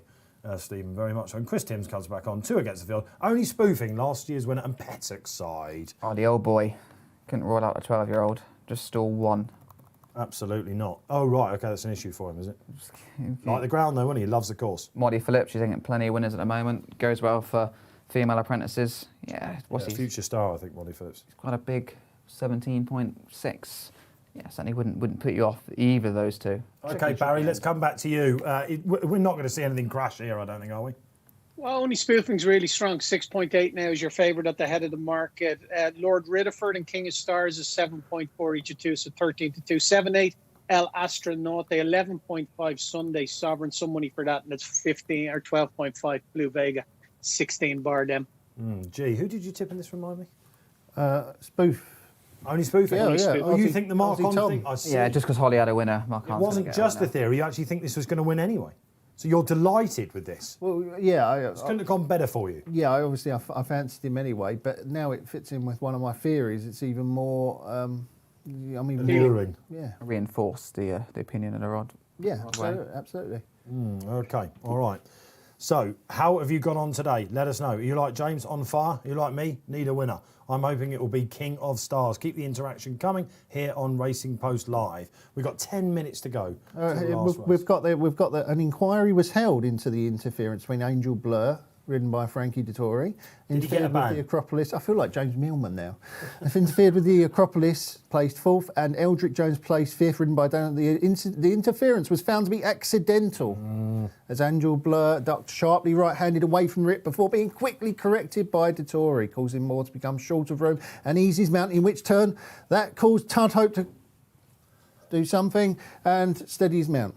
I think you're better at Did that make sense? Yeah, it made sense. So basically, Frankie took enough measures to prevent the horse from hanging, even though it still went across. It was accidental. So yeah, it looked a lot worse when you're watching it live. It did suggest Frankie's going to get a few days, but watching it in the slow-mo, Frankie did actually make nearly every effort he could.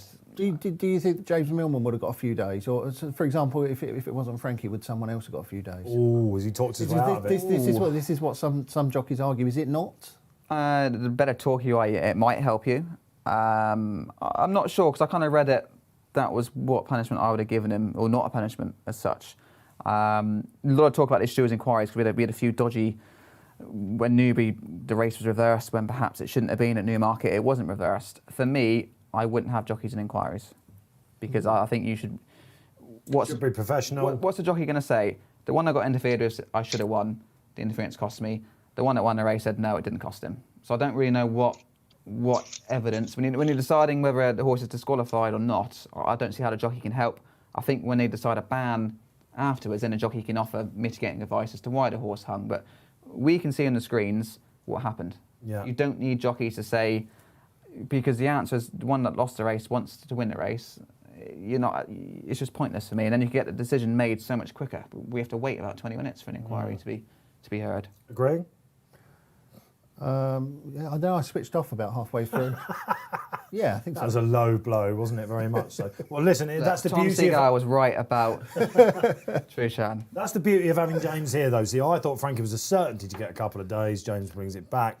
We've got the ex-jockey in here. What was your record like at Goodwood, just out of interest? 3 winners.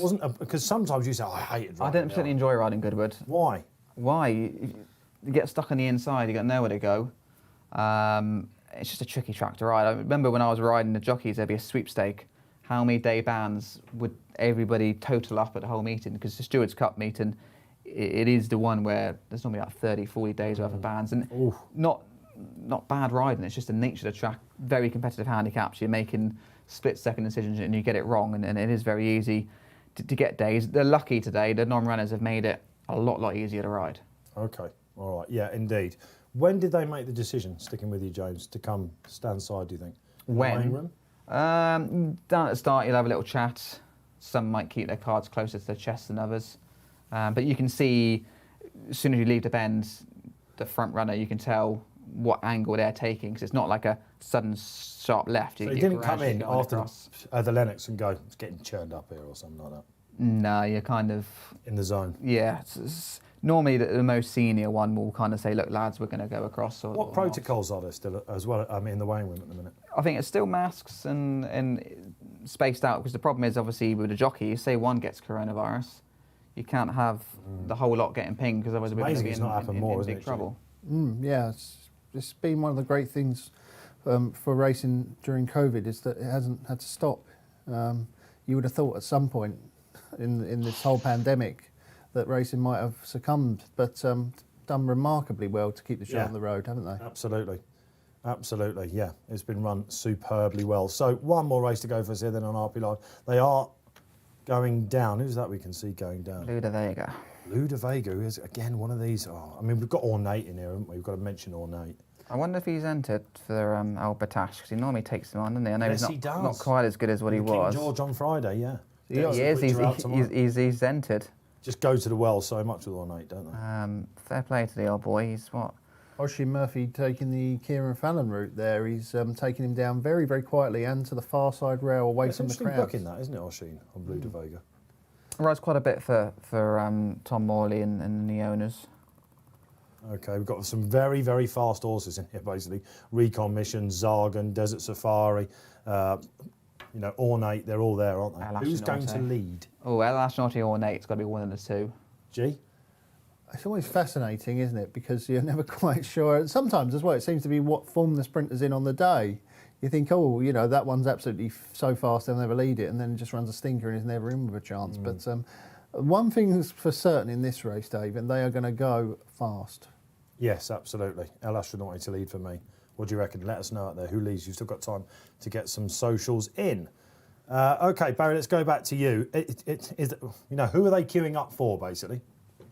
Yeah, they want to be with King of the Stars, 6.474, only spoofing 8.8 El Astronaute. Sunday Sovereign support continues to come from that. Was double figures around 11 and 12, is into 9.4 now. So that's relatively strong. Lord Ritterford, who we backed at 7.4, is out to 8 now, so he's on the slide a bit. But King of the Stars, at the moment, heading the market, but it's wide open at 11 to 2 to field. It's going to be exciting, isn't it? You guys have done a great service today. You did it on Saturday as well. What are you looking forward to for the rest of the week? How are you going to be watching it? Yeah, I'm obviously working for the next few days, but I do have Friday and Saturday off. I would love to go. Kills is going on the Saturday, isn't it? Yeah, Kills is off there on Saturday, but... watch out, Goodwood. It is obviously holiday season, isn't it? So it's quite difficult to get some of these meetings past the wife. And the wee ones as well. Yeah, I mean, they love going racing, don't get me wrong, but, busy days at Goodwood, maybe not ideal. And you've got to have so many plans as well, haven't you, still? You've got to sort of, it's got to be part of a holiday. James? We've got Sussex tomorrow. Seeing the fillies take on Poetic Flair, who might not be quite as good in this kind of ground as what he is on that quick surface, where he looked exceptional, didn't he? Won't want any more rain, will he? So that's a fascinating battle. Snow Lantern, I was very impressed with her at Newmarket. And then in the Sale, I think that's a cracking Group 1 for the mares. You've got Odara, who ran a stormer behind Love. Perhaps that form wasn't as strong as we thought at the time at Royal Ascot. Joan of Arc, Lady Beaufort stepping up to 10 furlongs. Shame the rain. maybe she should have gone Sussex with that rain over the extra 2 furlongs. But yeah, I'm looking forward to both those 2 Group 1s. Okay, all right. Barry, Poetic Flare, what price is he at the moment? He was a shade of odds on 6-5 the last time I looked, Dave. That could change now, obviously, with the rain getting into the ground. If they've more rain forecast, he'll handle the ground. I don't think it's going to be a massive issue for him. Soft ground. He's ran well on it before. He's just touched off in the Irish Guineas on it, and obviously he performed better on the better ground in Ascot. But I think the track will suit him, and I think he'll take a bit of beating in it, won't he? But it's great to see the 2 fillies take their chance in that race as well. And is Old Batage odds against as well, Barry, at the moment on Friday? I'll have to look at that, Dave. I haven't really been. I haven't got that far. I was got a hoping to feeling get he might be. Tuesday, Wednesday, and Thursday out of the way first before we start looking at Friday. But you're a hard taskmaster. He's 6-5. He's odds against at the moment. Wow, that's a surprise, isn't it, guys? Just the weather, I suppose, really for him. He loves the fast surface to bounce off. He can do it on soft at Goodwood, though, can't he? Dragon Symbol would bring him into it, though, wouldn't it? Dropping back from 6 Ever a furlongs. horse deserves a biggie. Oh, yeah. It's the Dragon, isn't it? Yeah, he does. Yeah, he's a good horse, isn't he? Good horse waiting to happen? Yes, very much so. Or is he a good horse that has happened? I think he's happened. It's 3 narrow defeats now, isn't Very it? unlucky, isn't he? Yeah. And who else is in the race? Winter Power, of course. She's Last speedy. Slippers, hoping to see her. Yep. Art Is Power. Winter Power going to run? I'd imagine maybe only one of them would have run. Well, she's got soft ground form, Winter Power. Art Power likes soft ground. It's just a great little race, isn't it? We've got every day. You've got a nice highlight, and then Stewards Cup to end the action on Saturday. Yeah. Ever riding the Stewards Cup? No, we're in the Constellation. We might have Abel Kane in the Constellation race on Saturday, Okay. but they go quick. Really quick. Too quick? Because it's slightly up and downhill, it does lull you into a bit of a false sense of security. But it's a track where literally you've got to have a horse that handles it. It's a big course specialist track. Have you had a look at the Stewards yet? Not had a chance to look at that yet. But did I ever tell you about my friend who used to have the Millman system? Here we go. Yeah, I used to love back in Millman. So whenever James was riding for his father, if they had a winner during the afternoon, I always see him in the evening. And he always go, gee, Millman today, did you get on that one? Well, I think you mentioned this before, actually. It does ring a bell. Probably lost a lot of money there. The Millman system. Used One to of love many for you. I'm going to have to take a picture of me and Millman and just send it to him. He'll be so jealous. Well, the friendship is developing, I think we can say that, isn't it? But yeah, I've got some great talent for you this week. Charlie Post and Maddie Batch in tomorrow. Keith Melrose will be making a stint down. We've got Tom Collins, Bruce Millington, Nat Green comes back on Saturday. Andrew Mount as well, the Professor, he'll be in. Oh, no, that's your statistician. Old Mountie, he loves this stuff. Yeah, perfect day for him, isn't it? He's the professor, not the mad professor. He's the actual professor. The Diet Coke man. He's a little bit mad on the old Diet Coke. He'll live on that. Yeah. Amazing, he doesn't have any in the shift because he's. Oh, I see. We'll keep an eye on that. Needs that old caffeine boost. They are finally going in, I'm delighted to say, for the last race. Good luck wherever you're playing. Who wants to call this race? Shall we throw this one up? No, it's perfectly fine for you to carry on. I'm happy to call it. Let's do it, Dave. Oh, yes. Come on, the then. Bears. The Bear. I love it. Taking the mantle. I love a call, don't I? Tell you what, King of Stars, he's just about to go in the grade. Looks wonderful, doesn't he? Absolutely ready. He does. He looks a picture, doesn't he? Yeah, not sweaty at all. Look at this. Loving it. The Doyle are well confident, isn't he? They've got the black cheek pieces on the grey horse, so I won't miss that one, will I? Let's hope not. Here comes Tom. Aussie Tom going up. It's on the palm. Ornate. Is that Ornate or is that Blue de Vega? No, that's Ornate. Get those come on, the Bear. Get those mixed up. And Enzo wouldn't be standing Recommission for is this. going to be the last one in, Dave. Okay, all right, good luck. It's the lucky last. It's the 4:10, Fast and Furious. Over to G-Rod for the call. And they're off. And You're not off. Okay, hang on a minute.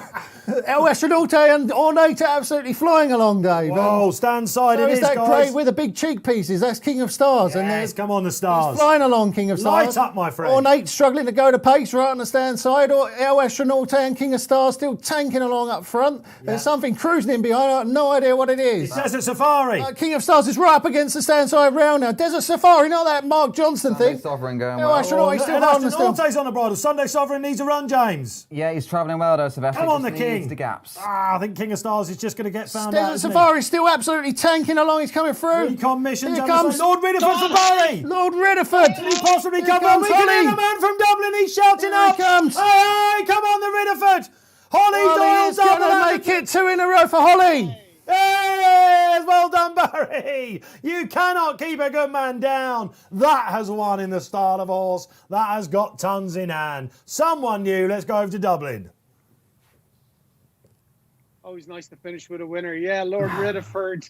It looked like there was going to be traffic problems for him, but Holly got him through. Hit a high of 15 in running, 15.5, would you believe? Had a Betfair SP of 8.6. So he was a little bit light in the market. El Astronaute, the old war horse, I think, has finished second. He hit a low of 1.71, would you believe?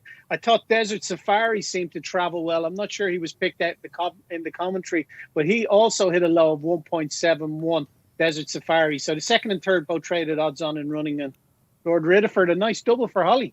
Let us know if you're with Barry. That is all we've got time for. Knocked it out the park as usual, didn't he?